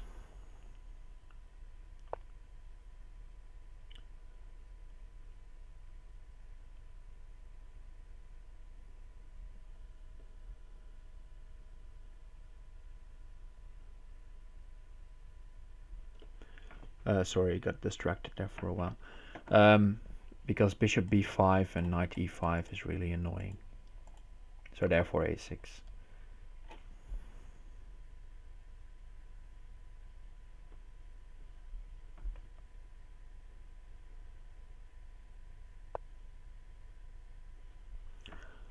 Okay, bishop d3. I think I'll allow this take and go fortify the e4 square and then maybe go knight e4. This rook c1, he wants to go c4 at some stage, I guess. So let's not voluntarily open this for him. Okay, now I'll go knight e4 and maybe f6. And this rook on c1, I'm trying to make this rook on c1 look a bit silly if he trades now. So he decides against it. So maybe he has to go knight h4 now. Maybe I should have gone bishop g6 first, because knight h4 seems like a good idea.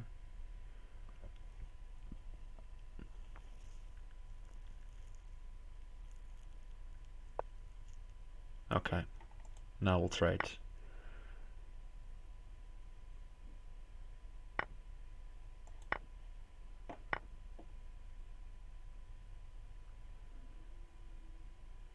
Let's take like this. Maybe bishop at d5 or bishop at g6. Lots of options. Even some knight at e5 ideas possible. But let's just go bishop at g6 first, create some safety. Now I could go knight at e5, forking here and making use of this pin. Or just pawn at d5. I like pawn at d5 better. It's a bit simpler.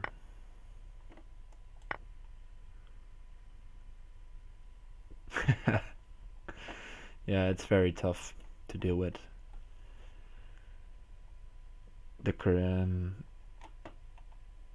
If I played a long session, I usually am very tired as well. Yeah.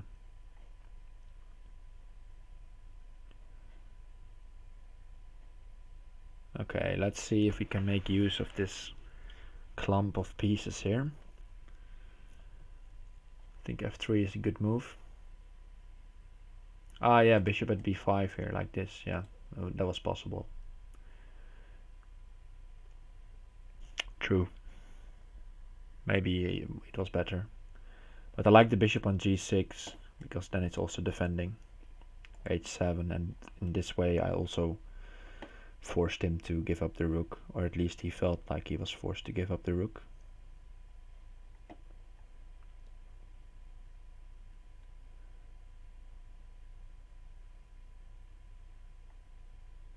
Okay, let's go knight at h5, and maybe take a bishop and bishop at b5. Again, this motive comes into play, also e5 maybe. Take. if take here, just take back with the h pawn, and this is a nice structure usually. Now trying to get the rook, and then I'll have two rooks and he'll have none, so then I can try to put the rooks on the back rank and harass him there. Can also go for some play on the d4 pawn. Now actually I like maybe rook e2. Yeah, that looks nice. Not taking the rook just yet, harassing the queen even further, because the queen may have to move to b3 or c3, and he does not want that.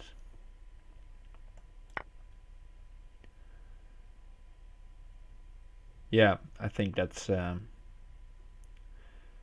and usually it's just a matter of style, I think, style of play.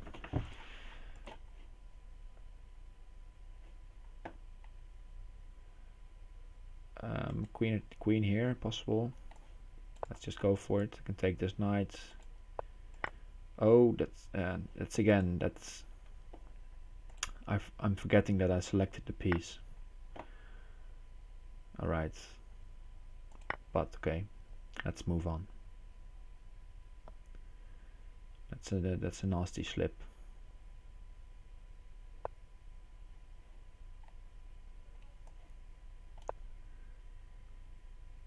And now he'll try to punish me for it,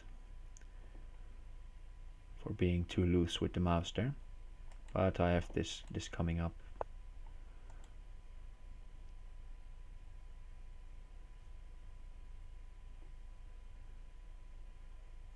I think he can even take here, and no, bishop at g6 is very strong. Cannot go for knight takes g4.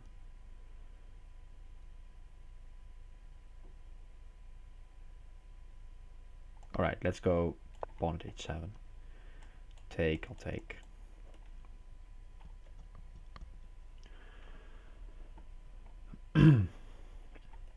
Maybe he'll take with the rook. Then I'll probably take here.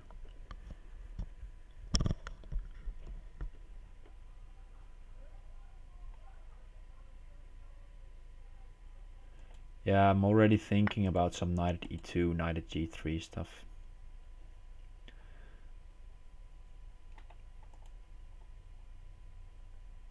Probably I'll get away with this, playing like this.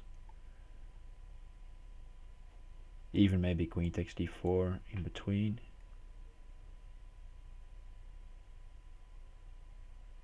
Let's just go knight at g3 anyway.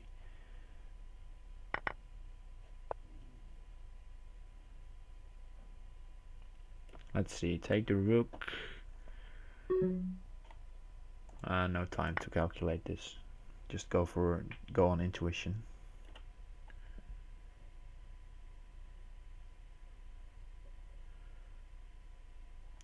Queen takes d4 maybe better before. Rook takes h7. I don't think is that much. These two pawns are doing a very good job defending. Okay, now definitely first this one.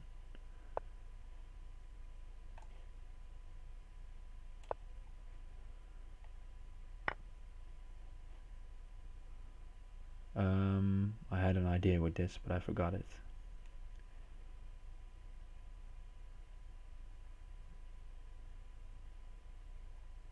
Ah yes, found it again. Bishop at g3.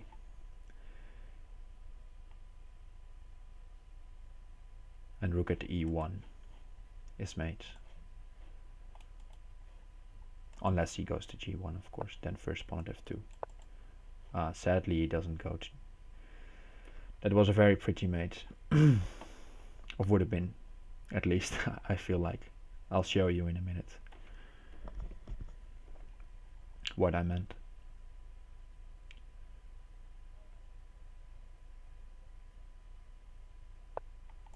Alright. Let's see. If he takes the knight, rook at e1, but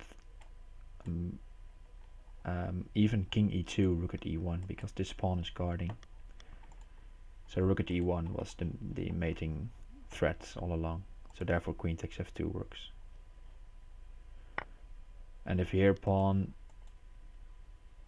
if he takes the knight here, then rook at g1, very strong, or queening. But rook at g1 is made into, or 3, with queen d3 coming. Okay, let's move on. Fun game. 9 points ahead, I believe, yes. And Gene Simmons on a very good streak as well. And we have some strong players on the way here, Mugwort and Hanzo the Razor. So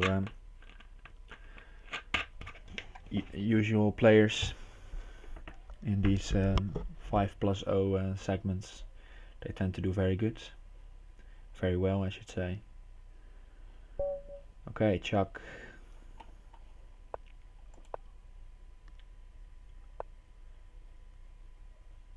Let's see. Let's go d5. And knight c6. And thanks for the follow, Luton Billy.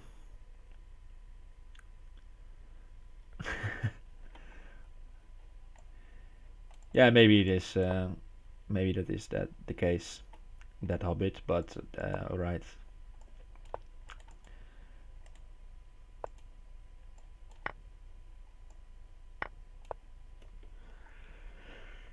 I think you can learn. At least I can learn from spectating players. So I hope you are learning something as well.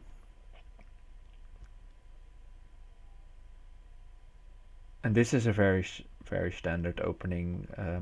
The reason I played rook b8 is that knight at a5 is very annoying, and now I make it less annoying,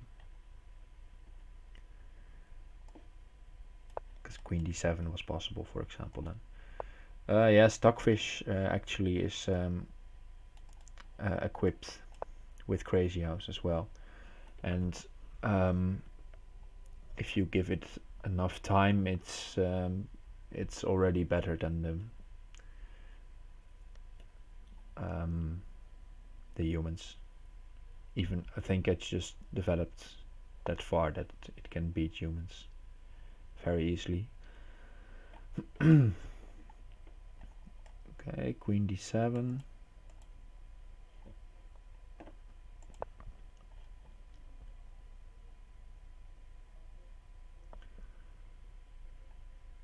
So on Lichess you can access Stockfish for free, actually, also with the Crazyhouse, and there's the option of playing it in a bunch of different levels even.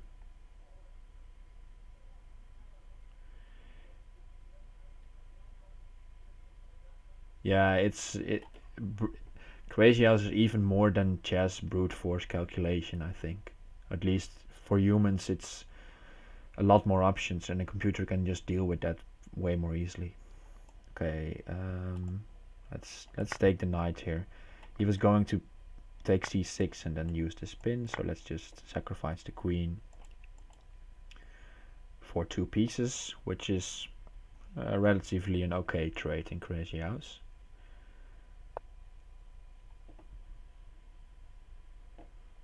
Right, knight g5.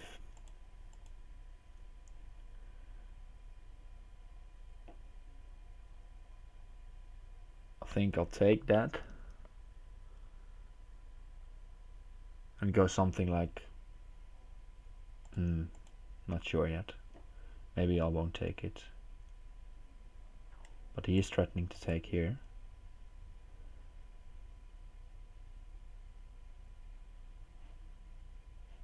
Let's just take, and maybe go knight c6 back. I think I like that, because the knight gives coverage here, and also on these 2 squares. So for example, rook takes b7, I can just take it, and the knight is covering the back rank. Okay, now I'll probably try to undermine this knight somehow. So let's arrest this bishop very quickly. Thank you, that hobbit. See you later. Thanks for stopping by.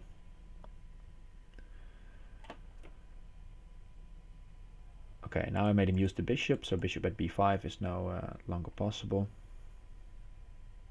Hi, Yusan.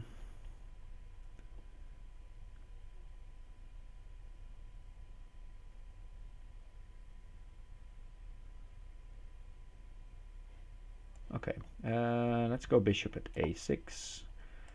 Secure this square a bit more. Arrest the rook. Maybe knight at e2. Maybe take here and knight at e2. And I also was thinking knight takes f2 if he goes rook f1. And I think I'll still go for that. If he takes, I'll put a rook back, a knight back, I mean. And then take with the bishop. Winning the rook. Okay, so he decides against this. I have to watch out for these two. An idea with e6 maybe.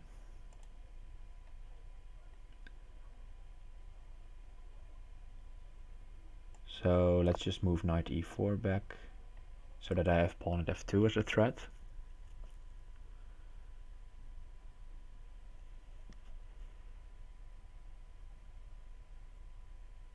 And I don't believe queen takes f5 should work here, but maybe it does. But even if it works, I'll be fine, I guess. Can I take this? I can just take this like this, I think. Yes. If queen takes here, I'll have some knight at e2 idea in between. Because, for example, queen takes f5 here. I'll take back, then e6.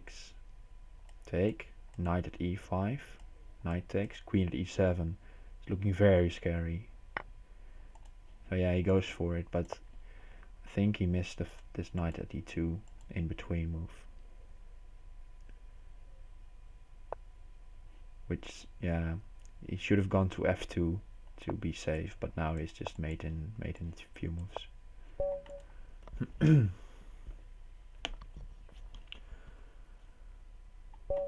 Alright, Duchy again.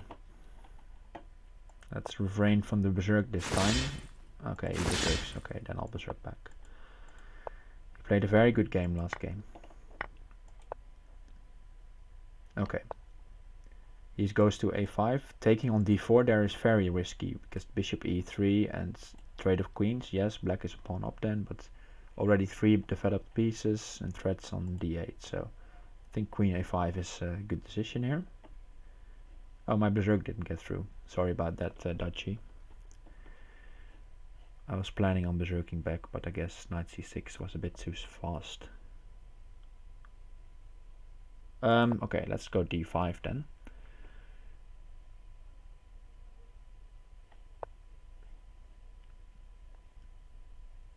Maybe bishop b5 and then pawn at e6 at some moment. Let's go first knight f3.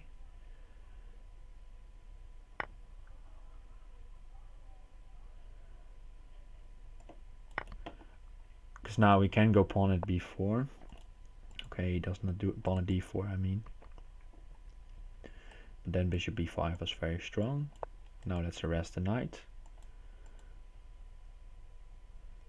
And bishop b5 still possible with pawn at e6 to follow.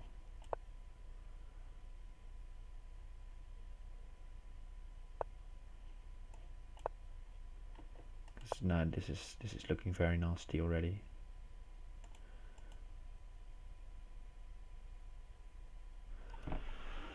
Let's see how to proceed here. If I take this one, he moves to d8 and he's fine. So I'll take here and somehow repeat the position. And now his bishop on c8 is no longer defending. So maybe knight at e6 is possible. Let's take on f7. And for example, now knight at e6 already possible. I think I'll just go for knight at e6. Opens up queen d4 to step out of any harassment. Also can take this actually. I think I can. Take knight at b7, and if he checks first, then just queen back. Yeah, that's good.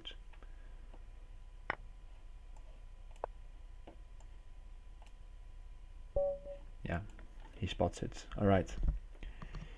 Yeah, I was planning on berserking back there, but he moved too quickly. And you can only move berserk on move 1. Which I think is fair, because deciding after a few moves that you will berserk is prone to be abused. But happy to take Dachi down there in a bit more easy than the game before. That one he should have won, but this one was just going straight to me. Alright, Tori B off. Yeah, he has to do something about bishop takes f7, so he does. e6. Let's see where this knight moves.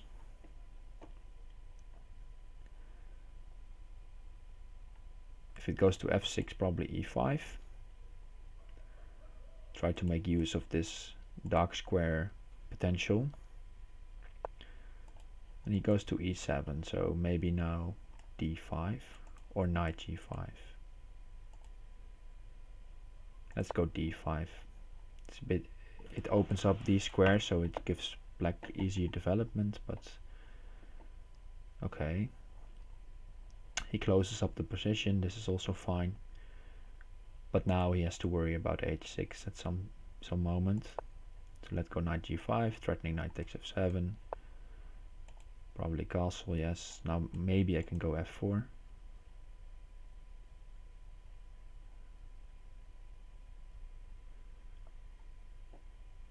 But let's just go h3. Let's play this a bit slowly, because this knight is a bit awkward on e7. It has no squares, so.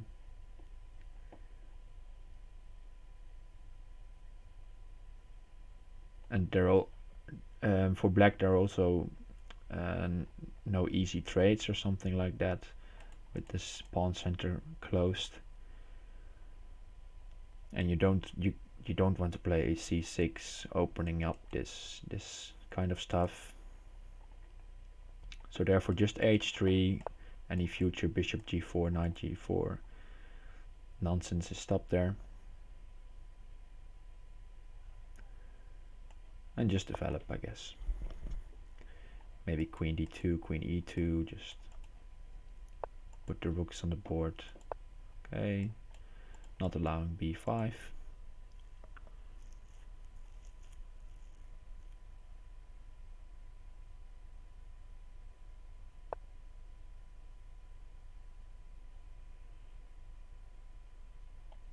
Probably queen c8 next. And now with bishop d7 on the board, now knight takes f7 is in order. Because anyway he takes, pawn e6 wins back the piece. And then I'll take the bishop, and then bishop at e6 is possible if I want it. Can also go bishop takes a6 pawn here. Also is nice. Let's go for that. Try to get in on the dark squares before he gets to defend that.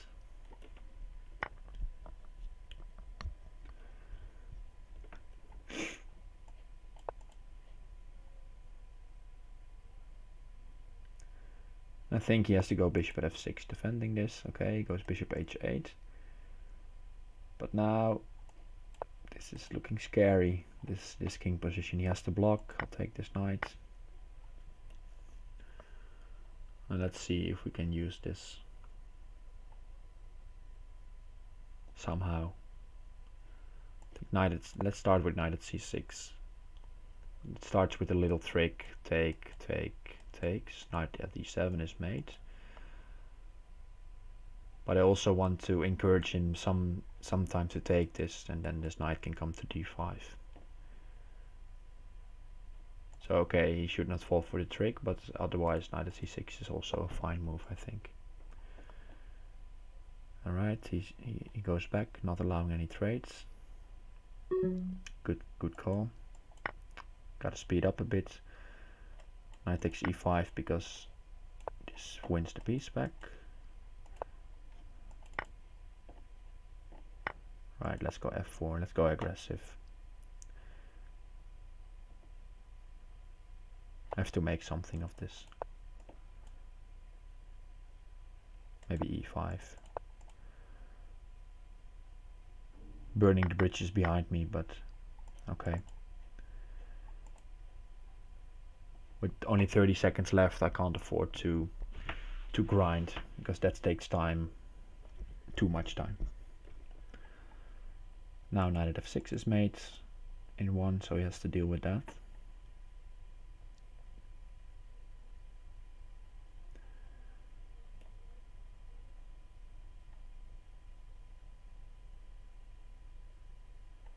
As well, bishop takes e5. That's for example, takes, bishop takes e5, and then some rook takes f6 move.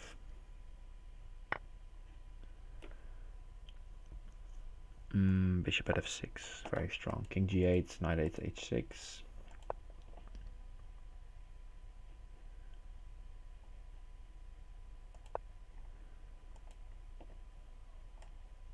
Looking to go at g5, blocks here. Okay, rook takes. Rook h4 is made in 1. Let's go like this. And now, if you knight at f1, I can go like this. Okay, rook h4 is still very strong. Can't take. Have to block. Queen takes g5 is made. And king g6, also queen takes g5. So there we go.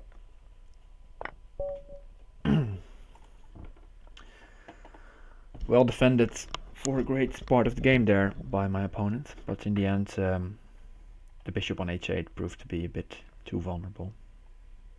Maybe there was a defensive resource there, but okay. Ishak 37. I played, my previous opponent played this as well. I played knight f3 there, pawn at f4 is also very sensible. The idea being that you have this strong center to work with.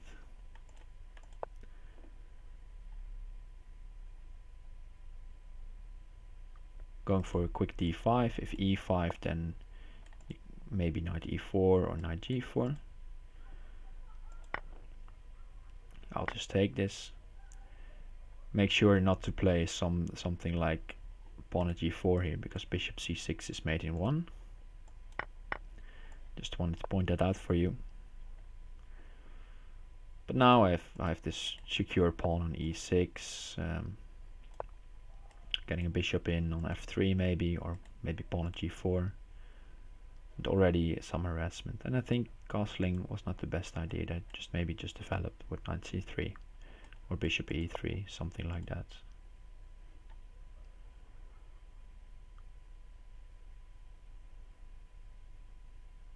Okay, let's go pawn at g4. Maybe bishop takes g2. Maybe knight h4. For example, knight g5, then probably bishop takes g2, knight h4. And if the king moves back, then queen takes g5. Looks devastating. And if the king moves up, knight f5. Forks the king and queen there. So it's knight g5 is probably a blunder. So he goes knight e1. Okay, that's a better decision, so he can take back like this.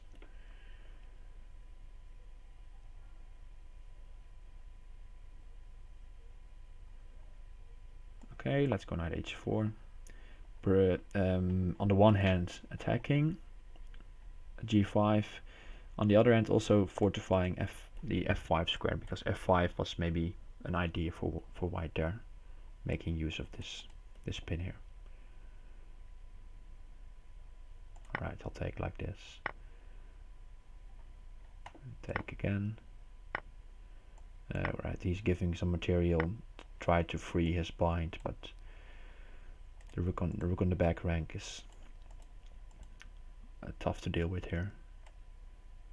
Even if I have no concrete threats, just rook takes c1, picks up another piece.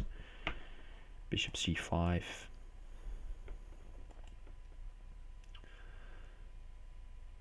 Not looking good for white here. Okay, he has decided to go like this. I'll take the bishop then. And next I'll try to go bishop at c6. Harass the queen, try to go get pawn at e2 in. Notice that, let's say I play, the queen would have been on g3, pawn at e2, and then bishop at b5 is a defensive resource. Therefore I wanted to go pawn or bishop at c6, but now he's blocked this off, so maybe now I can go knight at d4. I think knight at d4 is fine. Threatening the queen as well as pawn at e2. And he can take my rook, of course, but then I'll win a queen. And I think the queen is more important there. Okay, now if pawn at e2 will take the rook. So let's see. Let's go rook takes e2 first, then maybe pawn at e2. Well, I just explained that this could happen. There we go. He is already using the defensive resource I just pointed out. It's so easy to miss the defensive check, so to say. You check and you pick up a piece in the process. Okay, but I'm still fine here. Lots of threats. And my king is totally fine.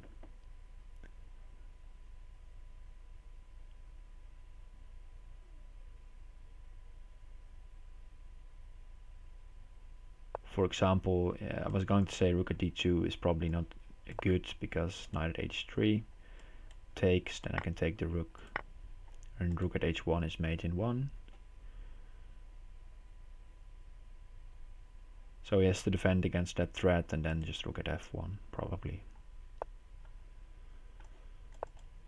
Winning the queen and mating.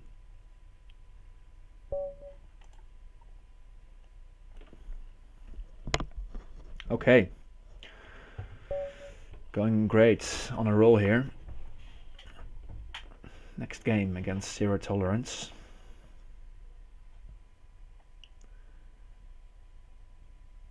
And this is a good margin, 22 points. Alright, let's go knight f6 and d5.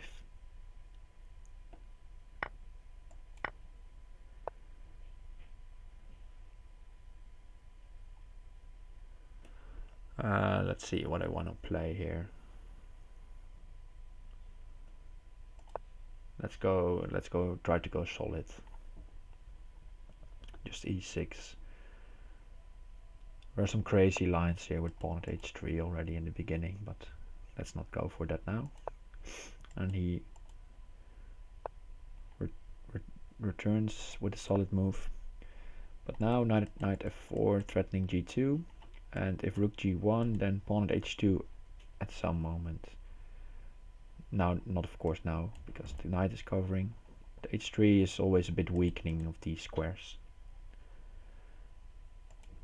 So it has to be a concrete move. Okay.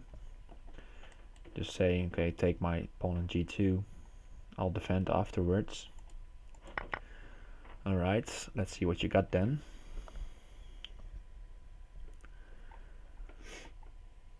Okay, let's harass.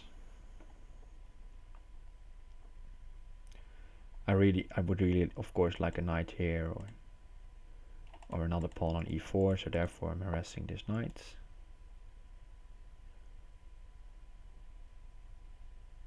Now I'm looking at queen d5, forking, and therefore trade of pieces. Ah, but I missed knight at f6. That's a blunder. He should have played knight at f6. Take knight here, and then he forked me like this. Probably he thought that he would have time for that after this, but queen takes c6 saves it.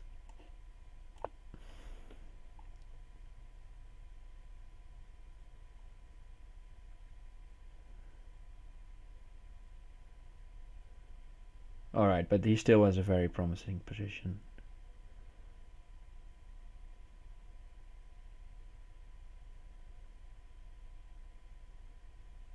It's looking good for white.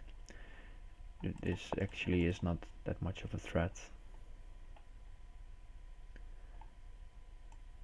Let's go pawn at f5, so maybe in the future I have pawn at a g4. And also pawn at e5 was a strong idea there before, so don't want to allow that. And inviting to take here, and then maybe rook g8. And he just takes on that challenge. Maybe he wants to go pawn at h6 and block at g7, something like that. Or knight at h5. Also possible. But now he has to look out for this pin as well.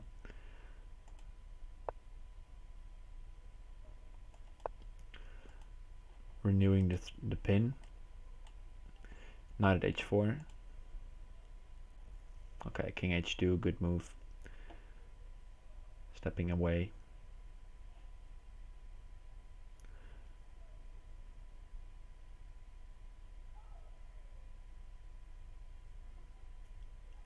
Let's see.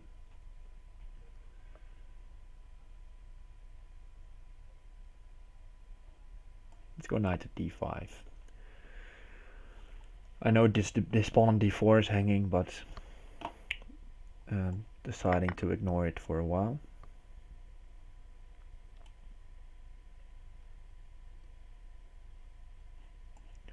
And now renew the pin on f3, so now the pawn isn't really hanging anymore. And now e5. Maybe bishop e6, rook e1, bishop e6.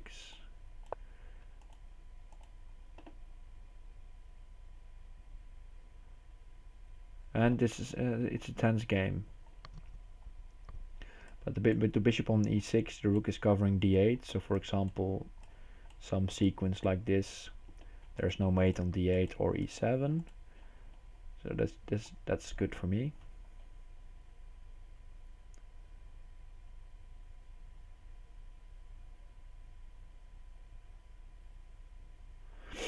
He could of course try to take and then knight at f6. That's actually not so bad.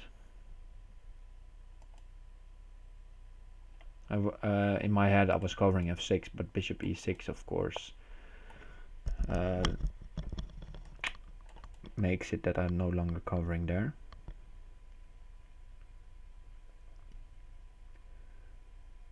Okay, let's see. I think queen d5.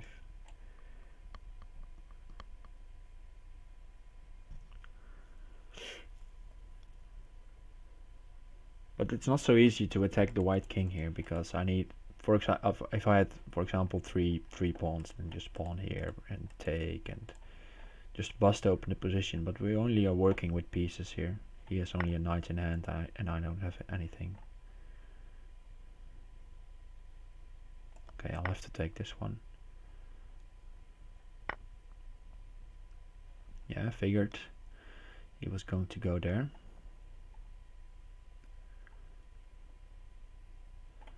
He wants to go pawn at d7, I think.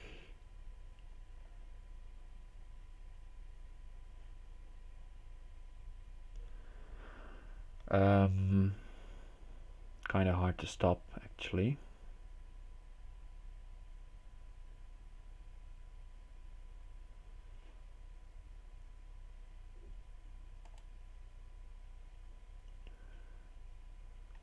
So let's just go knight at d5.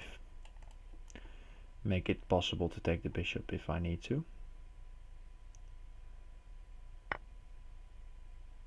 And covering f6 as well. Okay, develop.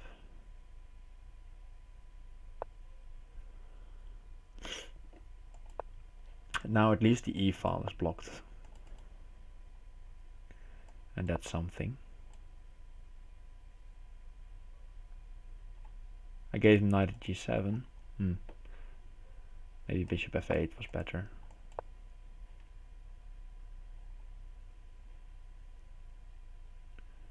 But now I'm just trying to play a bit faster without immediately losing, so putting more pressure on him.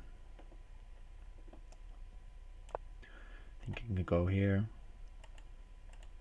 Try to use these squares.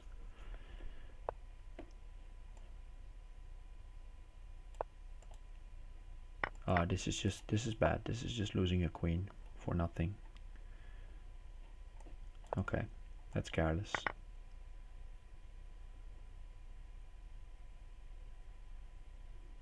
Pawn at c4 probably.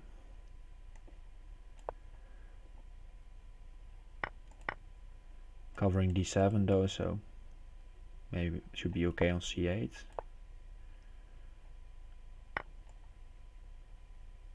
Take with the pawn. And he's clearly better here, but I'm just trying to hold on and use my advantage on the clock to put more pressure on him. He wants to go rook takes c7, obviously. I'll have to block that.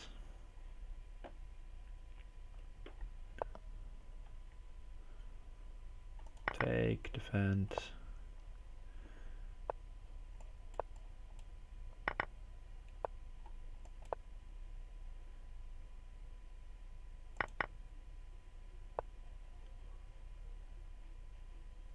Block. Take here in between.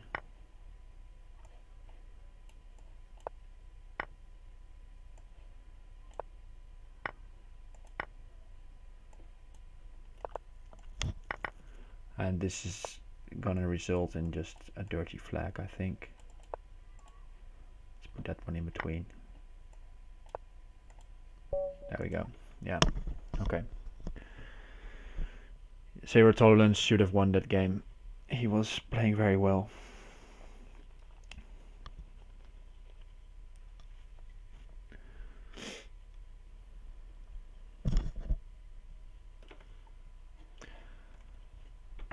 But okay, 59 points.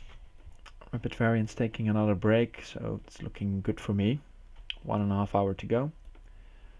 And it's just too hot in the Netherlands to sleep, at least for me, so I will be able to stream the entire tournament today and taking a shot at the first place.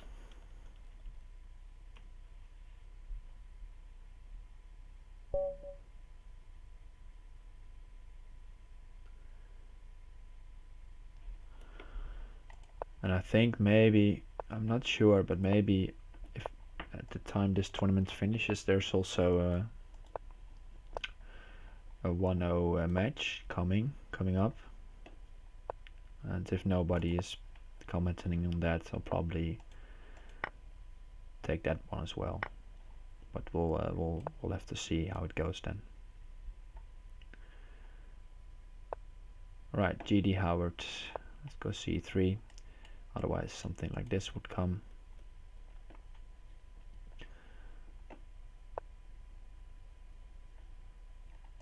Okay, knight h5. Again, now this bishop can't really do something.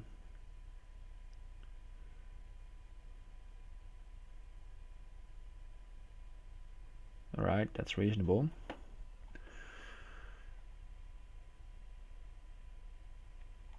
Let's take here and block on e4. Maybe queen g4, something like that. For example, knight takes here, take knight h4, queen g4 is fine, I think.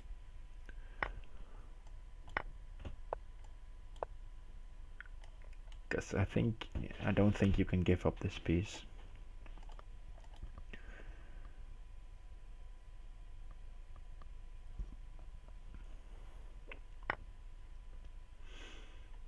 Okay, he sacrifices it. Knight at g7, something to look at. Just queen g7 even.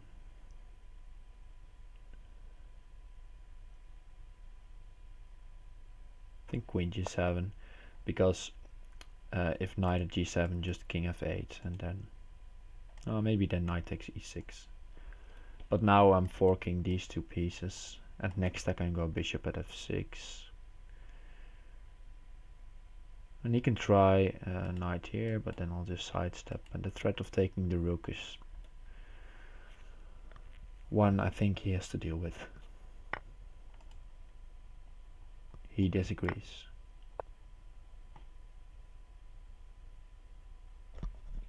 Okay.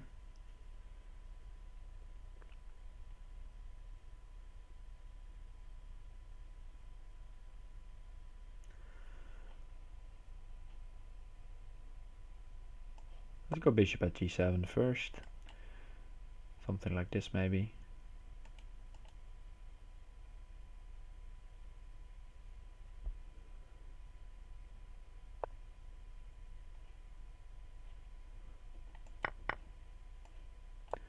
Okay, this should be very good. Can take the queen with check.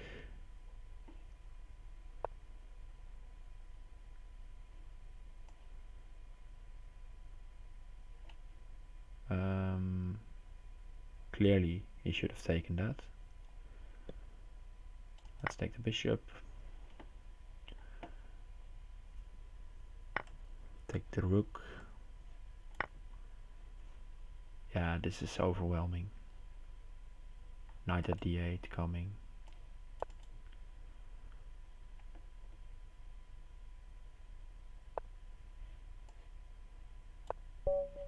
Alright.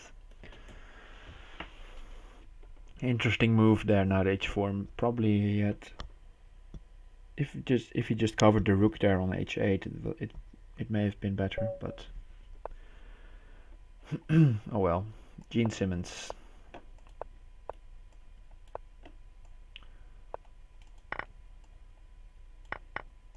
Let's go for an early knight e6 and knight f6. Thanks for the follow, hashtag bet.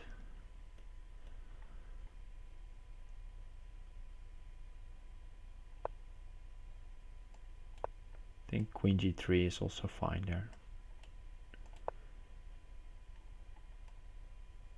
But this is not bad, of course.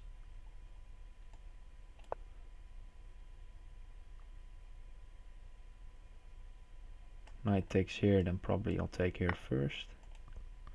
Okay, good decision. Now probably knight takes g7. I thought I should not take that because then pawn at g5. And he's probably realizing as well that I won't take it, so he's looking at some other move. But now I get bishop e5 in, and well, I'm not out of the woods yet, but at least it's looking okay. Anticipating something like this. So you would like to go queen h3 maybe, but you have to cover e2.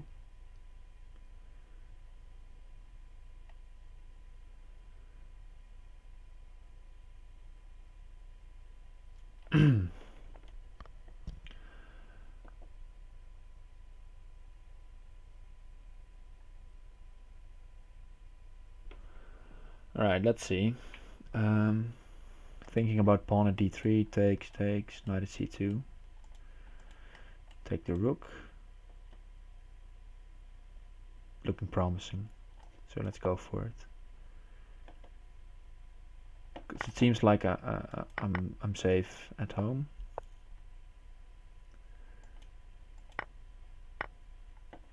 And now I should assess what is the best way to take back. I think with the queen, if knight at f5 is very strong, as well as bishop at d4. Let's take with the queen anyway. And then try to create some sort of blockade. Maybe just take b4 and take f6 back even.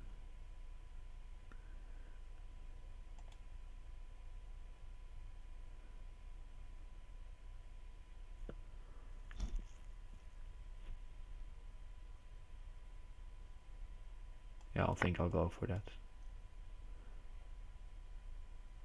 Maybe he will not accept my queen sacrifice like this, but we'll see. The idea is that he can take here, take back, and pawn g5 for example, then I can take c3 and this diagonal is in and under my control.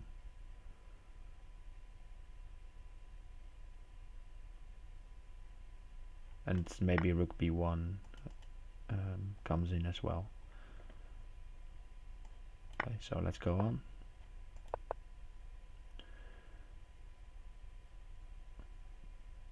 Logical stuff here by Gene.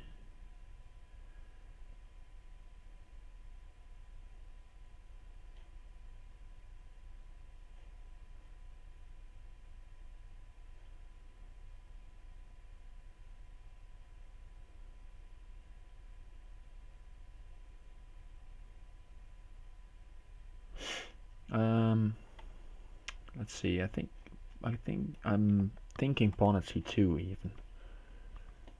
If he takes, because I have rook at d1 in the end there.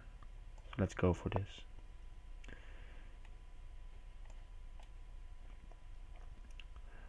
Because he'll need a blocker here if I go rook at d1. And then he doesn't have any pieces left to work with. At least that's what I'm banking on.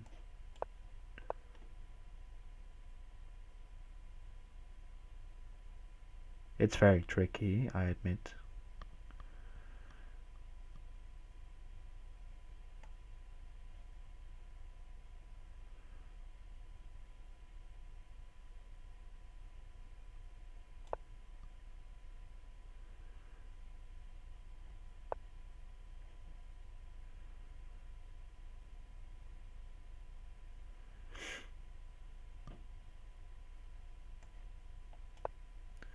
And now there might be some weird drawing mechanism.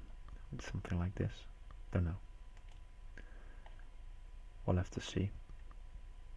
Because next, of course, I can go rook g8, pawn at f3 maybe. Okay, so he takes the knight.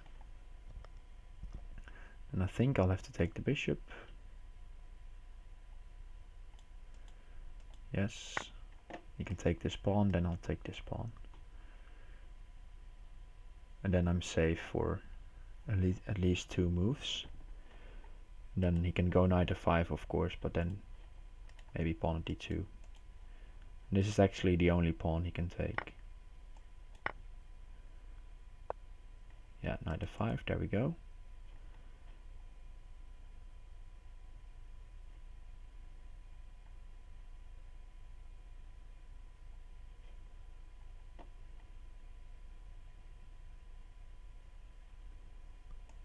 Rook takes c1 and promote.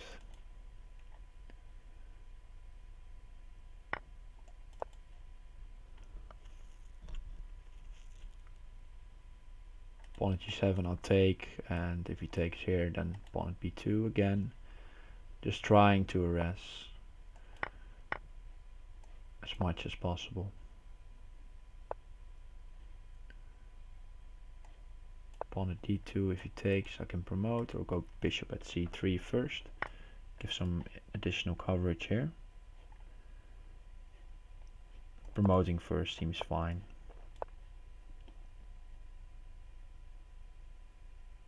Ah, now I've walked into some trickery indeed. He could have taken and go bishop at e5. That would have been mate. Maybe he has found mate now as well.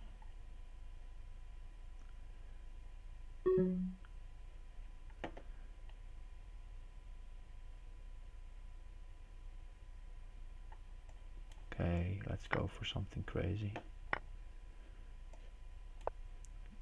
I think he has me.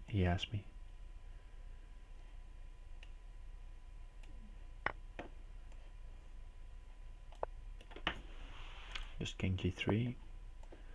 Yes.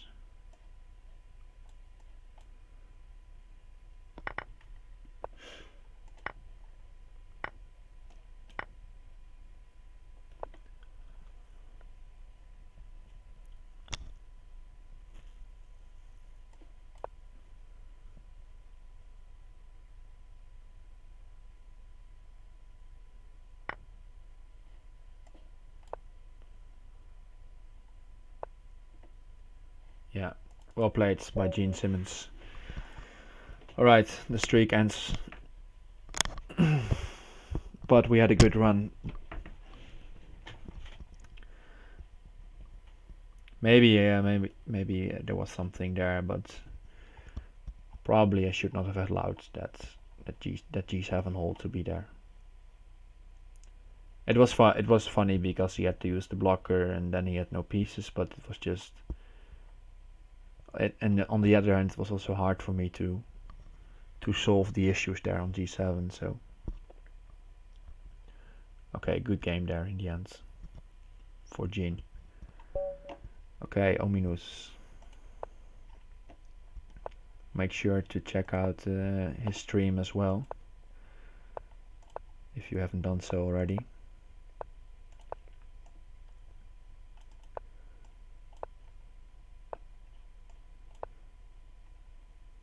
He started streaming recently, a few weeks ago, I think.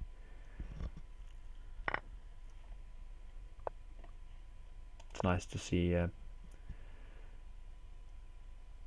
him pick it up as well. Good content. Okay. Pretty standard position for this opening. This knight is looking at these squares. This queen is defending.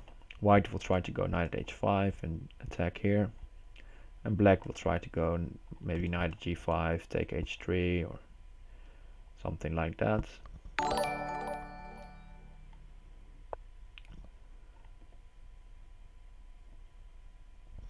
Thanks for the subscription, hashtag bad. Thank you very much.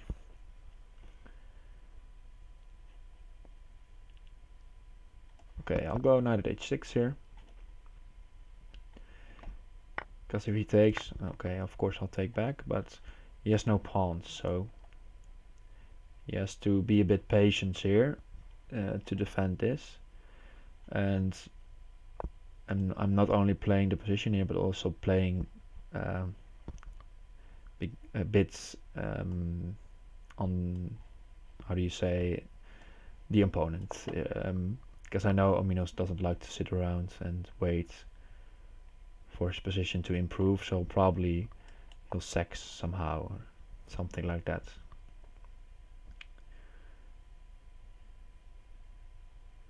But for now, nothing of that sort just yet.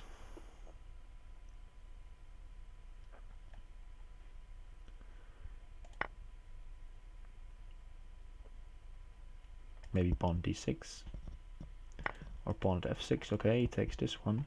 Reasonable. I need to clear some pieces here around this king.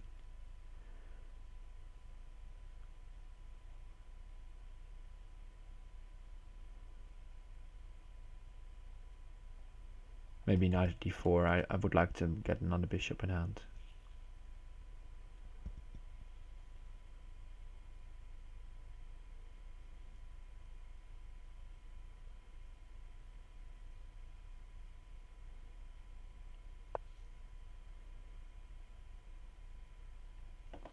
Okay, no, rook b7 doesn't help, he just takes here. Okay, let's go knight at d4, take here maybe.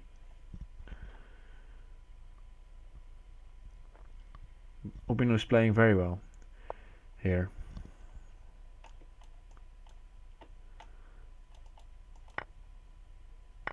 And of course he's a good player. He just needs to be a bit more patient, and he's showing that this game that he is capable of playing like that. So I'll just try to find a way to take my leave here with these pieces. And he has gained a lot of material.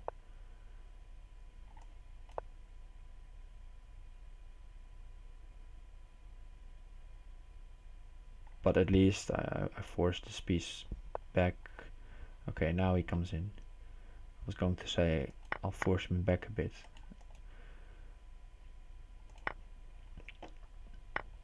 But now maybe it was a bit too early there. Trying to create counterplay. Queen f6, knight takes, knight on f5 again. Looking scary for black. There's too little pieces around this king now.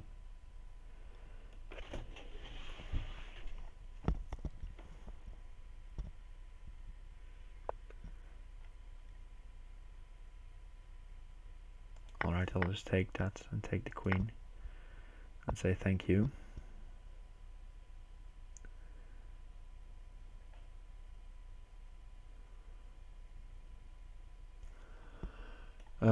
Okay, let's see how to proceed here. Let's go knight at h5 and knight f5 back, or knight takes d5 if he goes bishop at f6.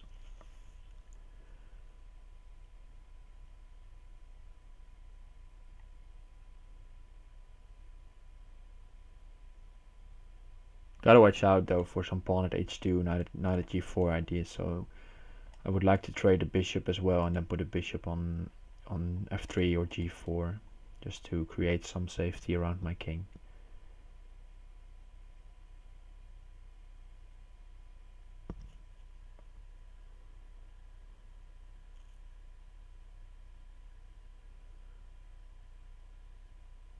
I'm thinking about it, maybe queen at h4 was better to create some knight at g6 threat. But okay, I've played knight at h5. Getting him to think, and one of the ideas as well is to go queen at g4. Sorry.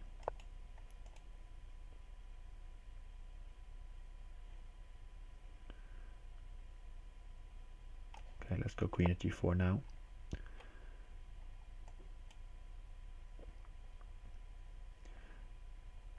Instant mate threat, so he can take the rook and go like this. And now I'll take the pawn.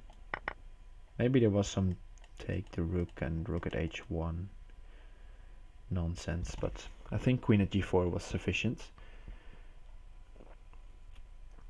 And now you see the lack of pieces on the light squares for him, so I think he was a bit too greedy there, a bit too early with the trades.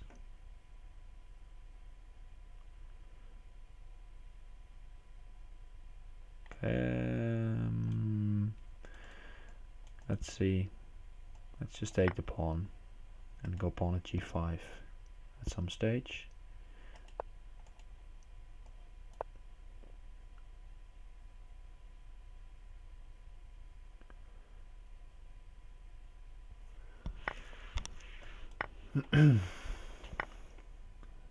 Lot of pieces guarding.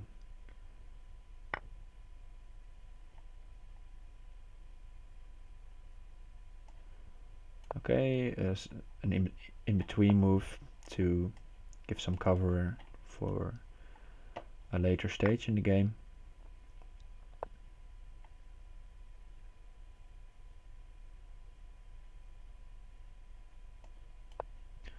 Just simple, he's under time pressure, so I was already thinking about crazy mates there, but let's not get ahead of ourselves.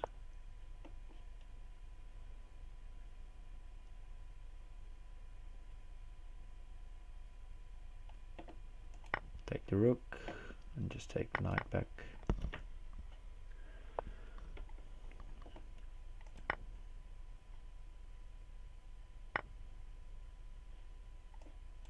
Knight g5, threatening rook at h7, as well as famous modded mates. Okay, Uminus, very good game. very good there in the opening and middle game, early stages of the middle game. But then after the moment where I said where he traded it a bit too early, he allowed knight at f5 there. He shouldn't have done that.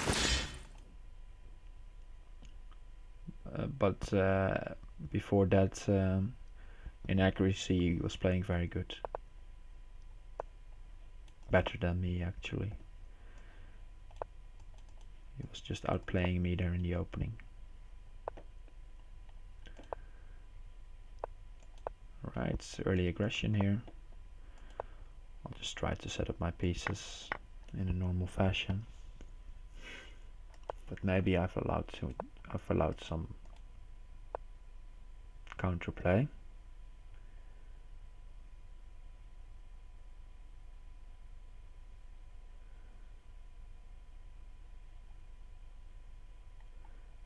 Okay, this is I was taking this a bit too lightly.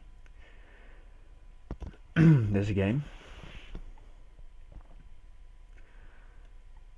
And as soon as you do that, you usually get punished.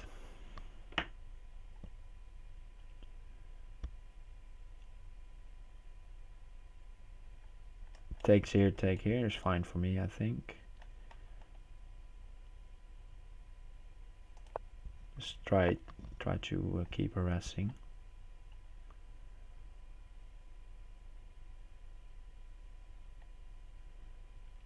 Now to create some chaos. If takes, I want to take like this, and then maybe queen trade. And then these pawns are blocking some important entry squares. So, well, okay, that may be fine.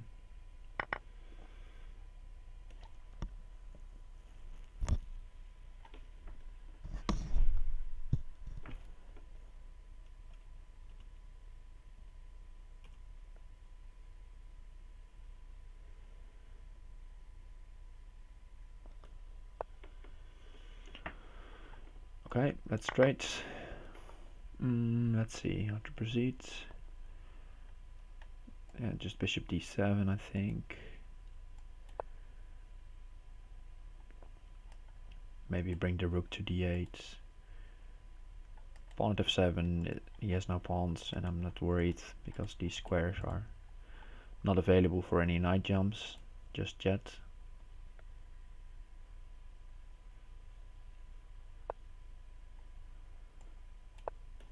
Okay, now I'm threatening something like bishop b5.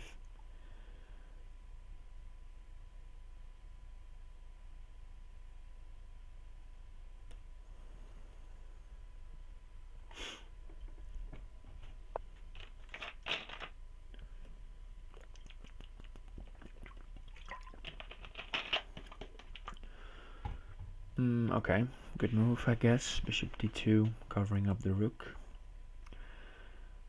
The rook threats.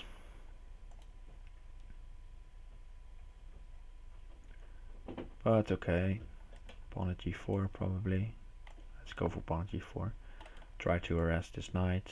Where does the move to an awkward square if it wants to save itself.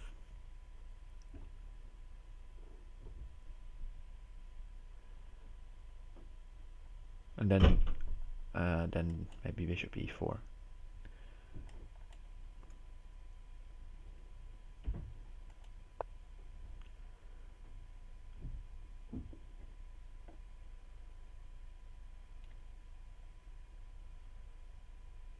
Okay, good move. Point is that I can't take back properly.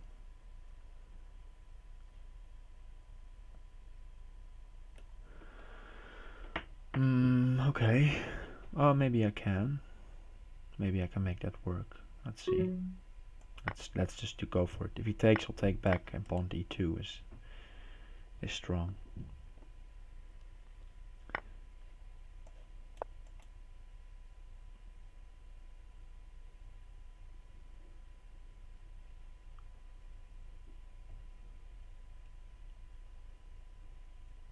Then get the bishop out with jack, and maybe the rook takes d2. just to be clear, you can't move the king, you have to take, because otherwise take here and queen e2. Okay, first this move to open the possibility of rook takes d2. Let's just go for it immediately. And go bishop at g3. I think that's a good move. Point is that if he takes queen at f4, blocks off a lot of squares, and if he moves back, bishop at h2 forces the rook to take. And this is made into with knight at f2 to follow.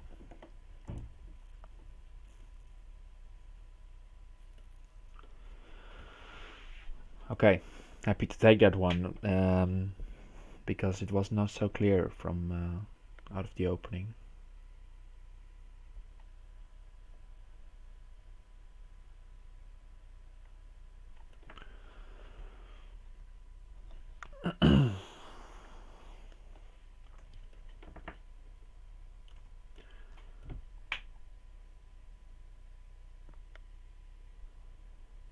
And I'm on almost 1 hour to go, and I'm on 30 points ahead almost, so comfortably in the lead. Have to keep winning, of course.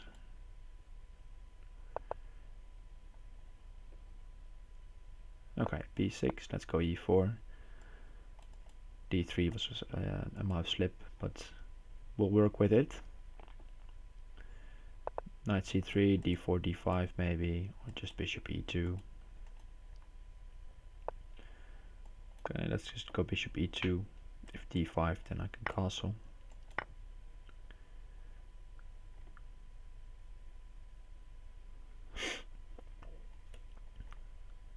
Try to maybe set up bishop at f4 and bishop at g3. If he goes d5.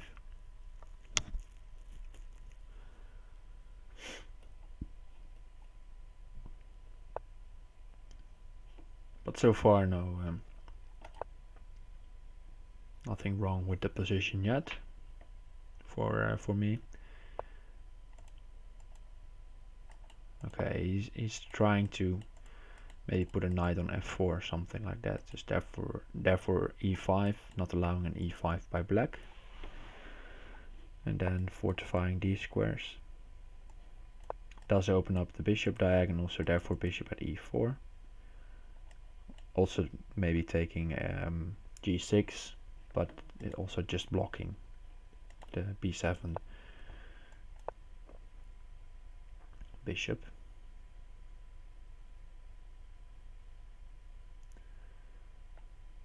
Putting more pressure on g6. Maybe I'll go bishop takes h6 at some stage and put a knight on h5. Remove this knight and maybe go queen h5 even. Looks very interesting. Now he wants to make use of this open f file, so let's just play it a bit slow and go queen h5 maybe.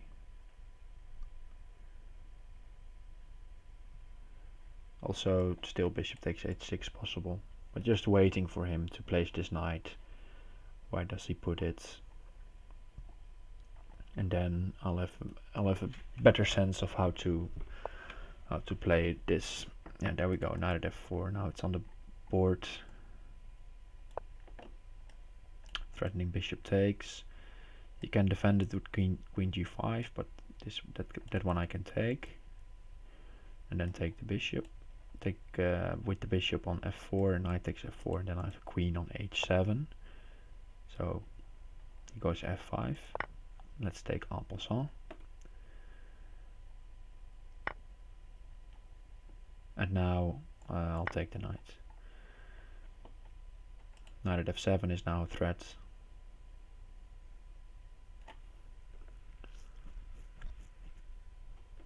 Which has to be dealt with. I think he can't counter actually. He tries. No, I think knight at f7 is too strong here.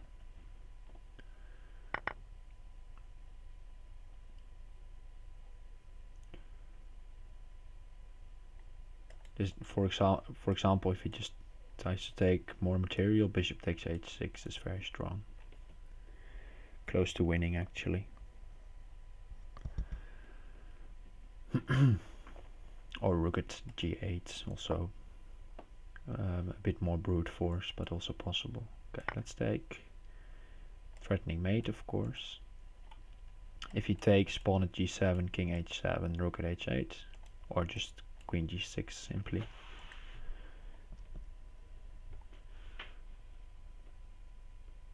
And it's kind of hard to defend against this. Okay, he goes like that. Let's take down.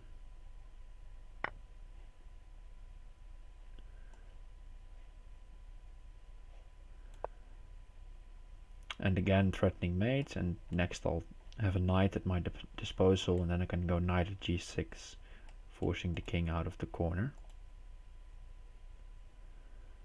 And then rook on g8 is very good. Okay, so he blocks.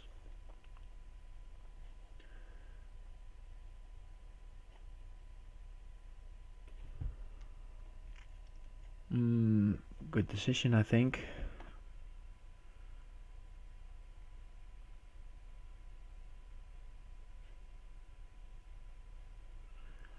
Rook at g6 though still. Yeah, rook at g6. Take, take. And the queen comes in on the h file.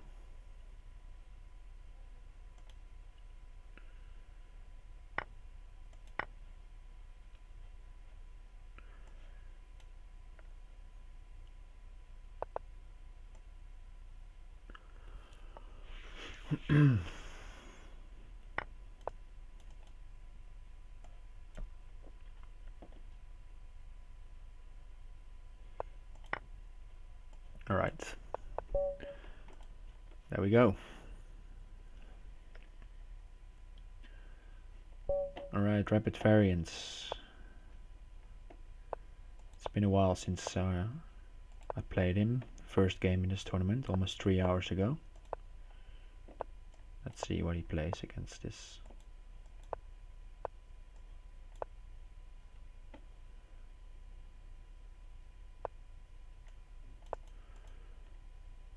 Let's retreat the bishop. Normally I'll take, but let's do something different. Because I feel like against this rapid variance I need to switch it up. Because he's usually very well prepared. Okay, c3 is just fortifying d4 so that I can take back with the pawn if I want to. As well as not allowing bishop at g6 with tempo.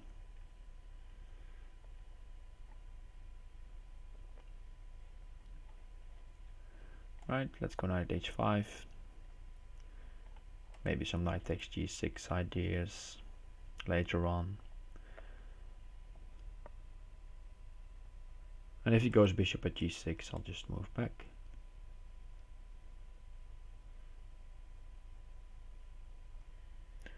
Which I think is fine. If bishop at g6 I can even take, maybe. But alright, no bishop at g6 on the board. No, let's go knight f4 anyway. Maybe get into e6.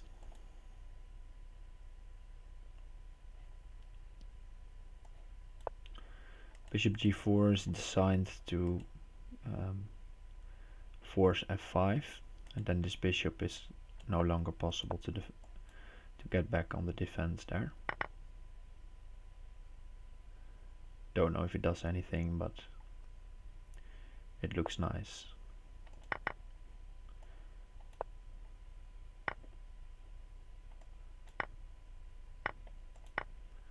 Right, I'm giving him a lot of pawns here.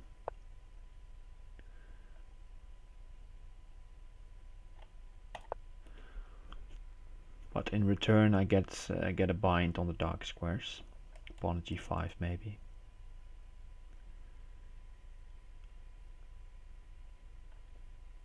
And Well, his light squares are well defended, but his dark squares are defended by the queen and the rook, and you usually don't want to sacrifice these pieces if it's not necessary.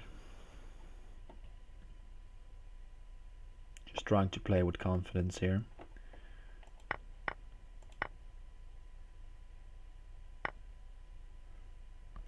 Let's see if there is a good move available. I think knight at f4 just in between. Covering knight at e2 check. And also going for knight at h5 maybe. And then next just bishop at e5, take the rook. Okay, now I'll even go pawn at e5 because the rook cannot move back. And if the rook moves to g6, then I can just take it and go bishop at f6. So that's looking okay for me. Yeah, he already has to go, or he feels like he has to go pawn d7.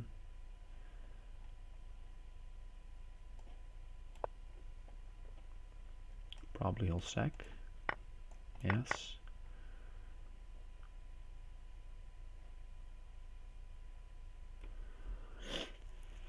He only has knights to work with, so knight at e2 is something we have to look out for.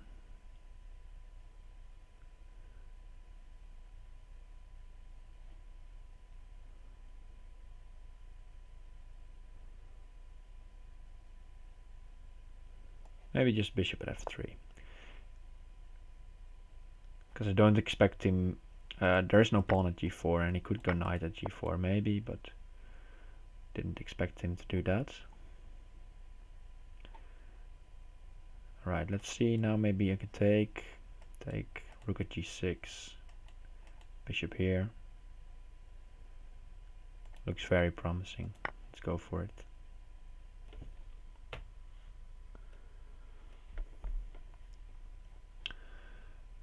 Point is that rook at g6, and if he takes bishop at h5, queen at g6 also looks at f6 in some stages. Like this, and I can just take.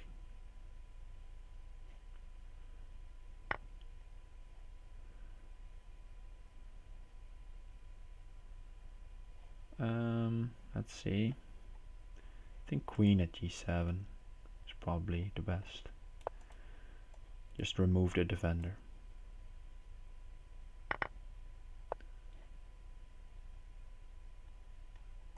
Okay, this should be very good.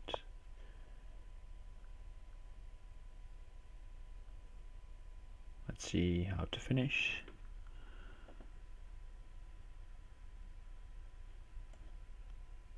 Pawn at h5, cannot take that.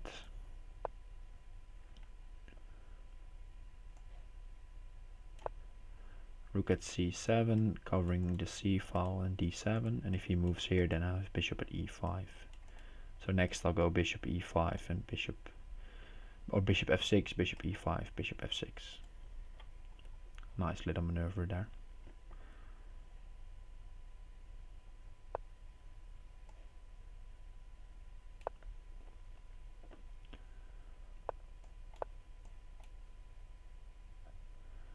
And then the knight has to take, and then the rook clears up again, creating a nice bishop and rook mate. Okay, it goes like this. Fine. Let's mate with the bishop. Okay, beating rapid variance in a good game. 55 minutes to go. And Hanzo the Razor, okay, the big guys coming up. Thank you, Stackbad.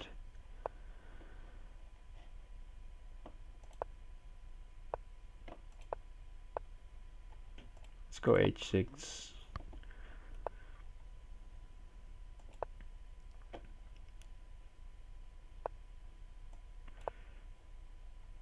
And we're looking at a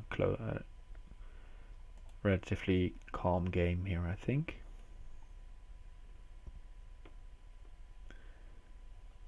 Can take though, and maybe then it becomes sharp. If I take queen trade. Or maybe pawn at g4. Okay, let's go for it. Looks interesting enough.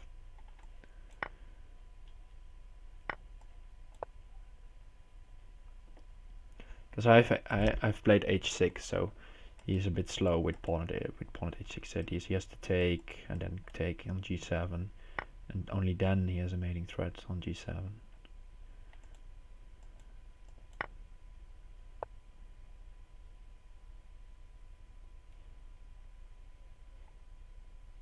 Ah, this is strong. If we trade now, then he has mate on h7. I missed this.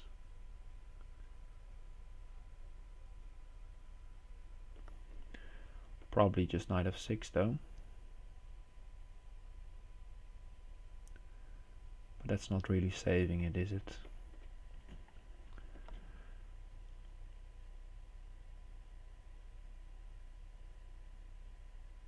Ah, good move by Hanzo the Razor.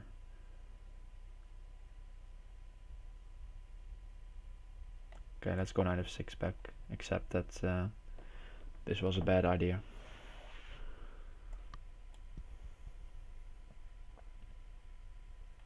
And now we'll probably he'll take over the initiative here with pawn at g5 or something like that.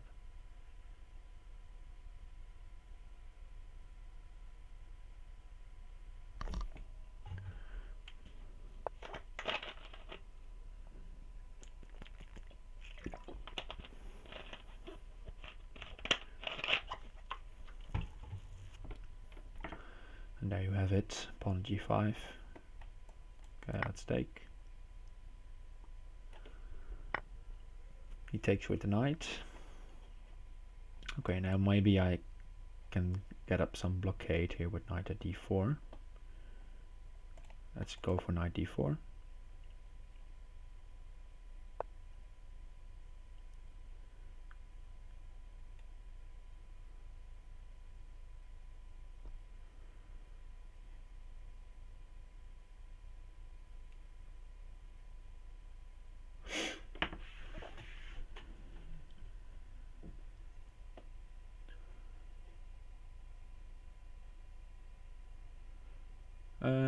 Yeah. Let's see. Let's go now. Bishop at h5. Maybe he'll sacrifice the queen. Probably is good for him, but there might be some chances then.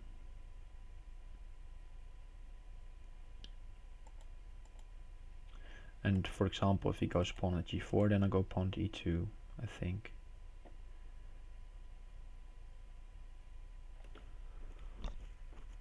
And then maybe it's just enough.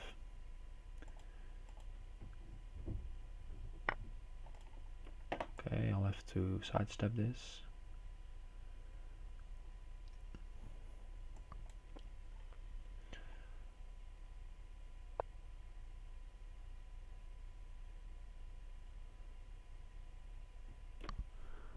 Okay, at first I was thinking pawn at g2, oh, pawn at e2, but now maybe just bishop takes f7.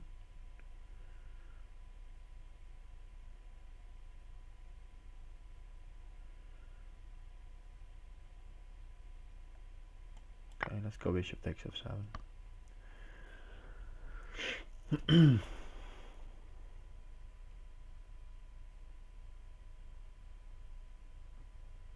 There might be some crazy idea, but I don't believe it's good just yet, and my opponent agrees with me. So now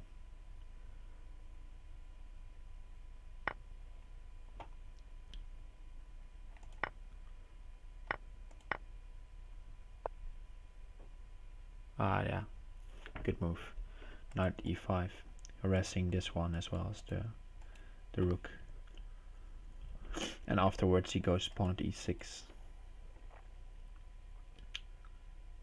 Well spotted.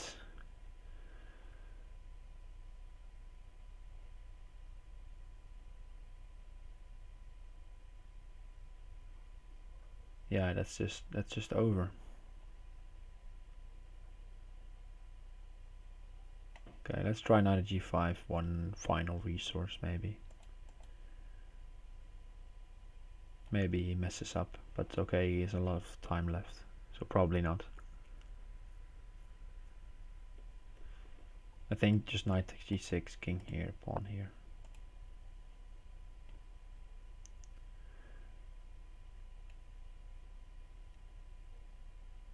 Okay, he wants to go like this.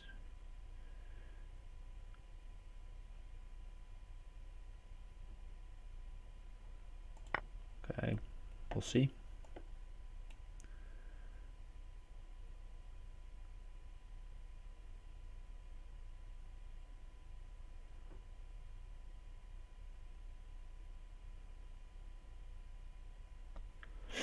I think it's still over, but I think you just have to go knight takes here, pawn here.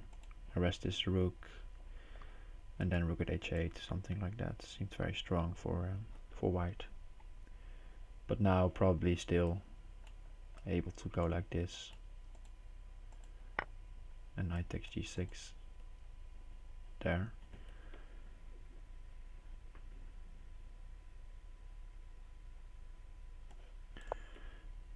But I guess he does not see it yet. So let's just go for this again. I think I can just straight go knight takes g6.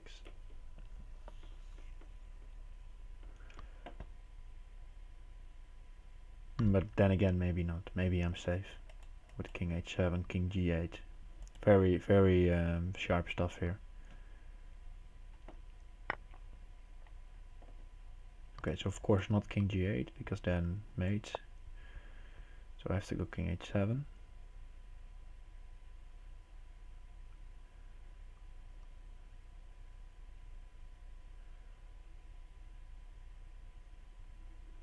But now he has his pick of knight takes g7, or where does he want to go?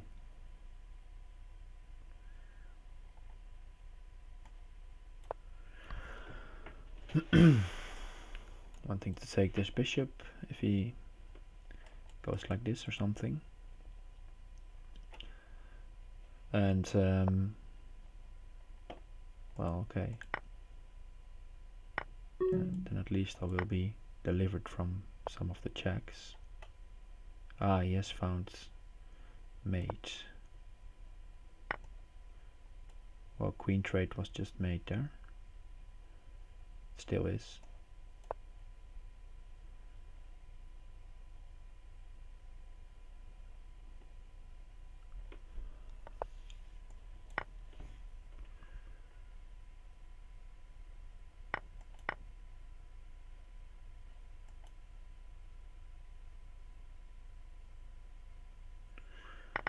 Still room for error for him. Okay, now he has it. Rook here. Knight here. Take your pick.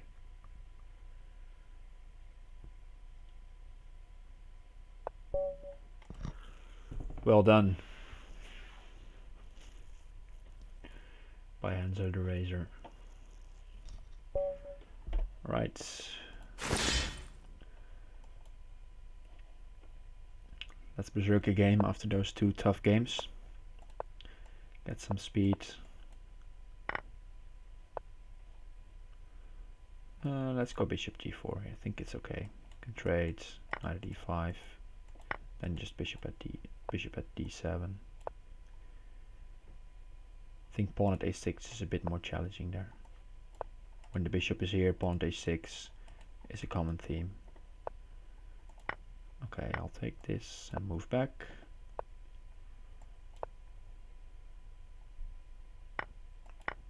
And actually just take with the king. King is completely fine there.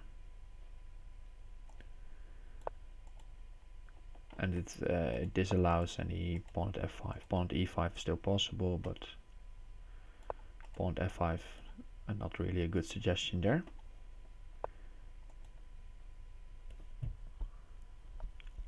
Okay. He wants to sacrifice, that's alright. and if not, I'll be happy as well. Gotta watch out for this one, so just sacking.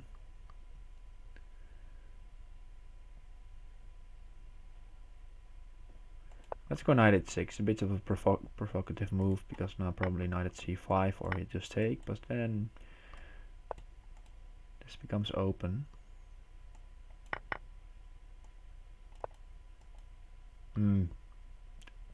Maybe a bit too careless though. Knight at g7. Okay, I think he had to go knight at g7 there.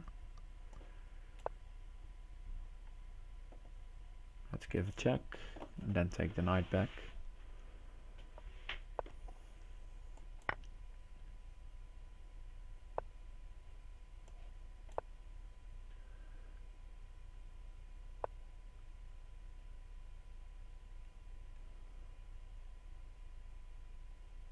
Let's go queen g5 here. Pinning.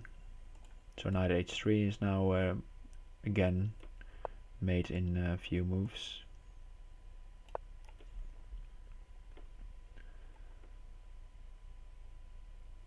So I think the best way to cope with that is knight h3 himself actually. That's a really good move now because it wins the queen. Okay. Feels like I'm getting away with the lucky win here. Rook at d2, yes. And knight at g2. Winning the queen, opening up the position around the king, and then mating. I think knight at h3 was a good defensive move there.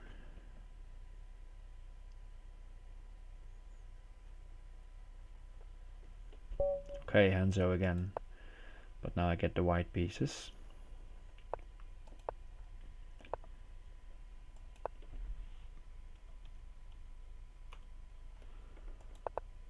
Oh, that's a bit of a mistake there. I thought he didn't. It was my move, and then e4 would have been fine.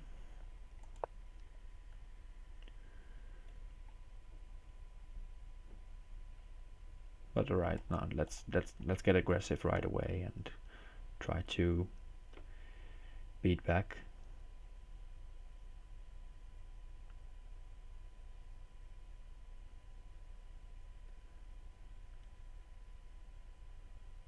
I think he's not thinking probably, can I get away with something like this? But I think e6 is also perfectly fine. Now I'll try to trade this bishop. And if he puts the bishop back on f5, then the queen can come to b5 maybe. And then maybe there are some possibilities with these light squares.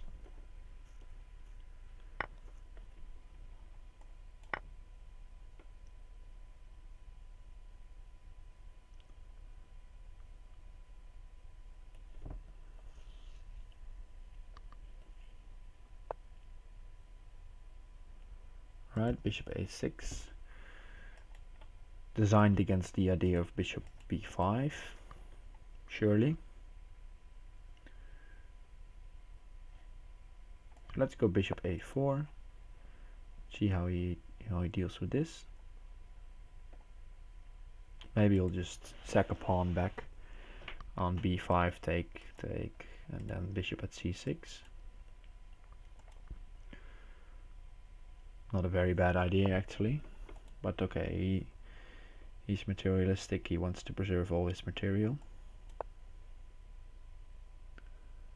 I'll try to get maybe something in on e6.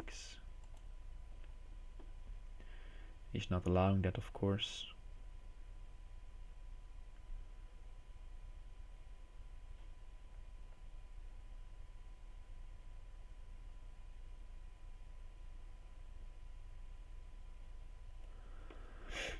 Okay, thinking about taking h7, but not sure yet. Let's just go bishop b3 first. The bishop looks at e6 now as well.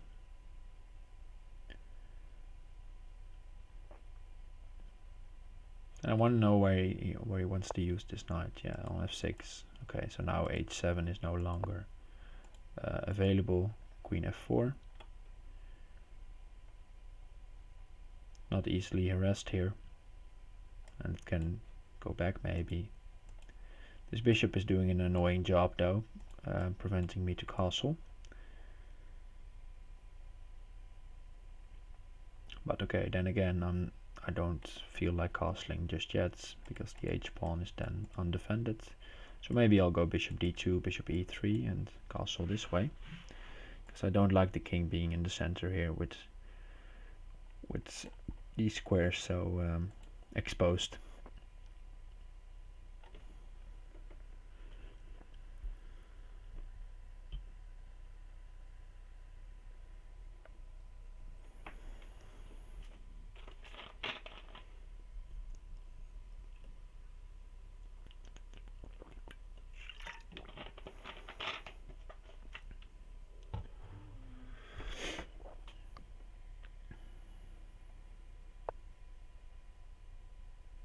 Alright, knight d5. For example, now you would like to trade here, but then queen at e2 is too big of a threat. But I think I will take this and go bishop e3. And maybe keep the option open of going here. Let's do that now. Make this a valuable threat. Or with the knight.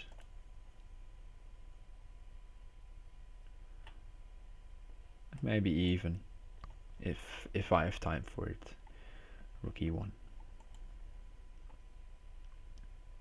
But look how it's hard for him to defend on these squares, so this pawn and knights are doing a good job of at least making it difficult to guard f7.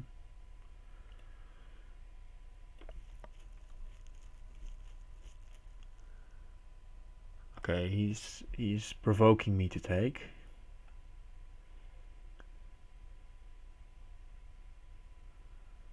And then saying, well, if you take, I just run. And he's also banking on knight at e2, forking. That's important.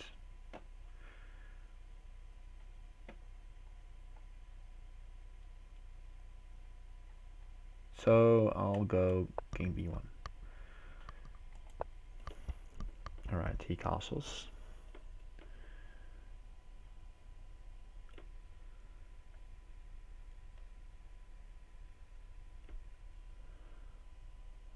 Let's see, knight b4, then just bishop b5. That's not really something. Knight takes f7. Also not really strong.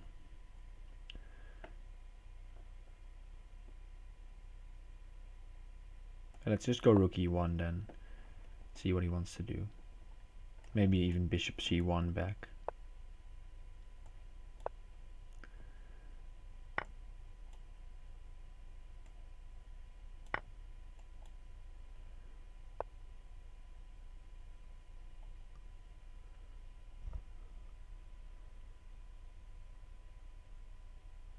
Let's see, queen f3. Keep the option of going here.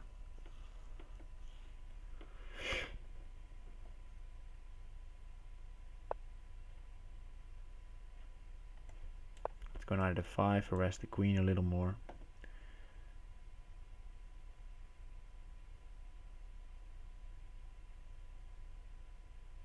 But his king position is very safe. So it will be hard to penetrate there. Okay, queen f5, at least getting some play in here. And he's getting low on time as well, so that's helping. I think I can take here. Knight at d7 solves some of the issues.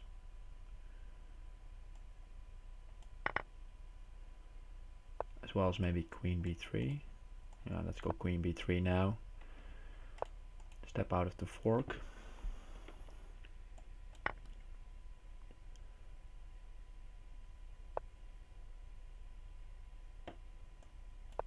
Just playing it safe, or at least trying to play it safe.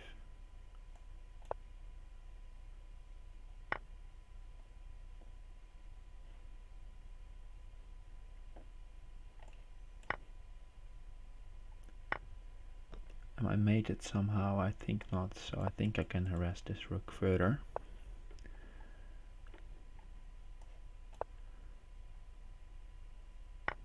Gave him that for free. Not ideal. But alright. Rook b6, good move.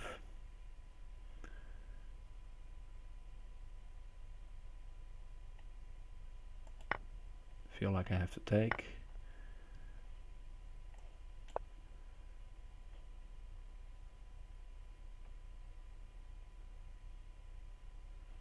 Knight takes c6 is now threatened, as well as some coverage here. I missed knight takes c6. Bishop at a8 and rook at b8, rook at a7 is mate. Rook at b8 was not mate, but covering, but rook at a7 is. Alright, taking down Henzo the Razor. That's good. And still 30 points ahead. And actually,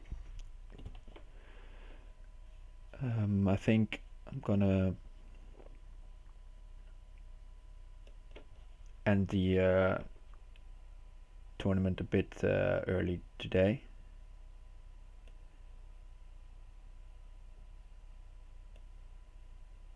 Because I'm getting very tired.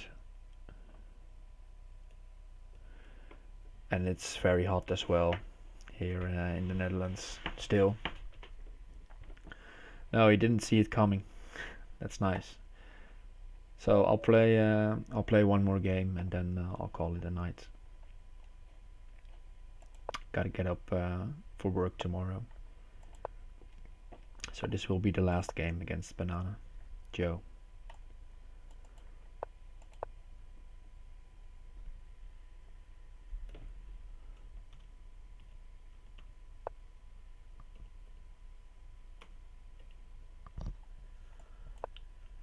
Who has bested me 3 times and I am 15 times.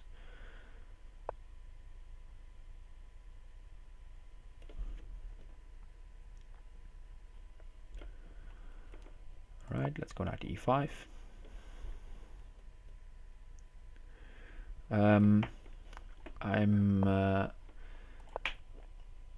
how do you say, I guide high school children the age of 12 to 16, 17 in who are struggling with their homework, and not just struggling once, but struggling like how to plan out your work, cut up your tasks and stuff like that. I hope that explains it a bit. So in generally just helping young people at a school, tutoring. Yeah, that's a good word, I think. But aside from teaching history or stuff like that, also just trying to make them better students in general. Yeah, I think that's a good combination, tutoring, study coach.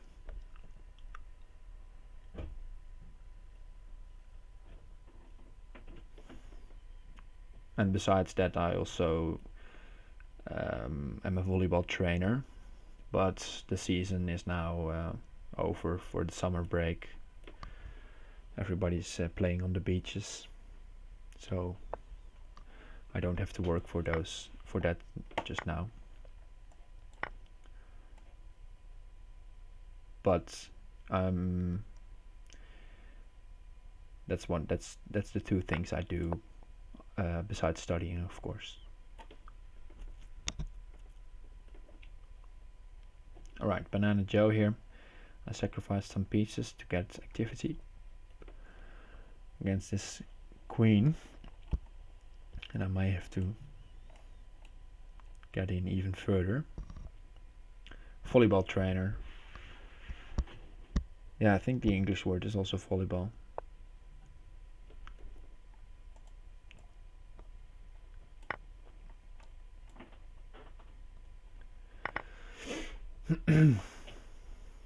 So,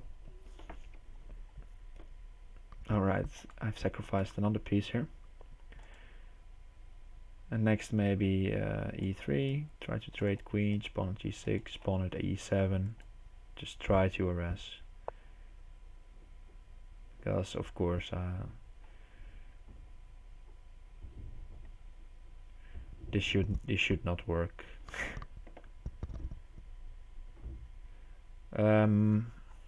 I prefer indoor myself, but I like the beach also. I usually play and coach and train on indoor fields, but now with the season over, I've already played a few beach matches just for fun.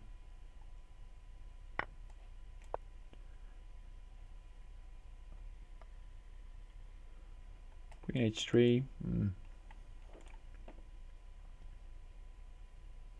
Maybe he can get in. But I think queen h3 should not work.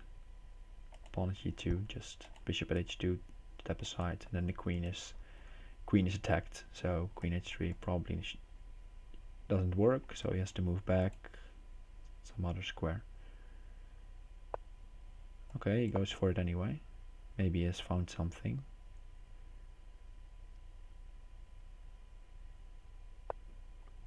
Okay, probably deciding against it after all.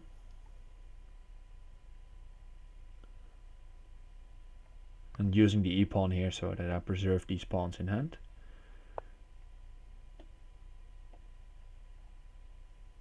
I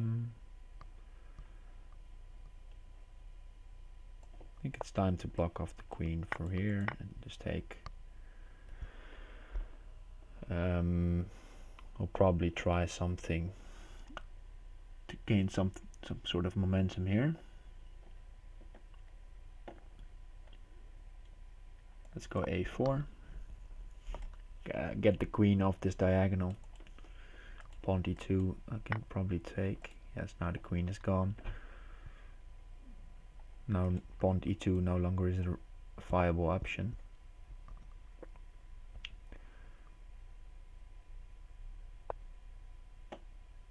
Okay, of course you can still play it.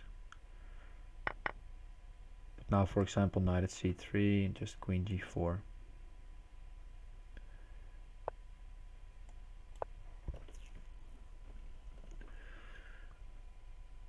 Maybe knight at e7 was even more accurate. Okay, I can still go knight at e7 now. He has to go bishop at h7, I think. Bishop at h6, I can take it. Let me check. Take, pawn here, knight here. Yeah, should have enough.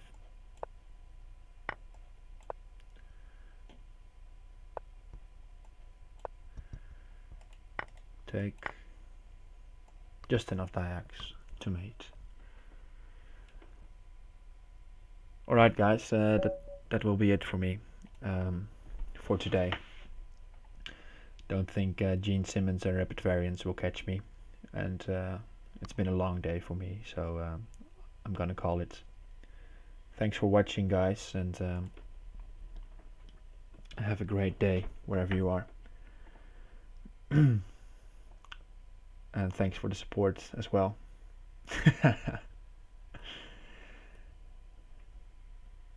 Yeah, great finish there in the end with the little material. Okay,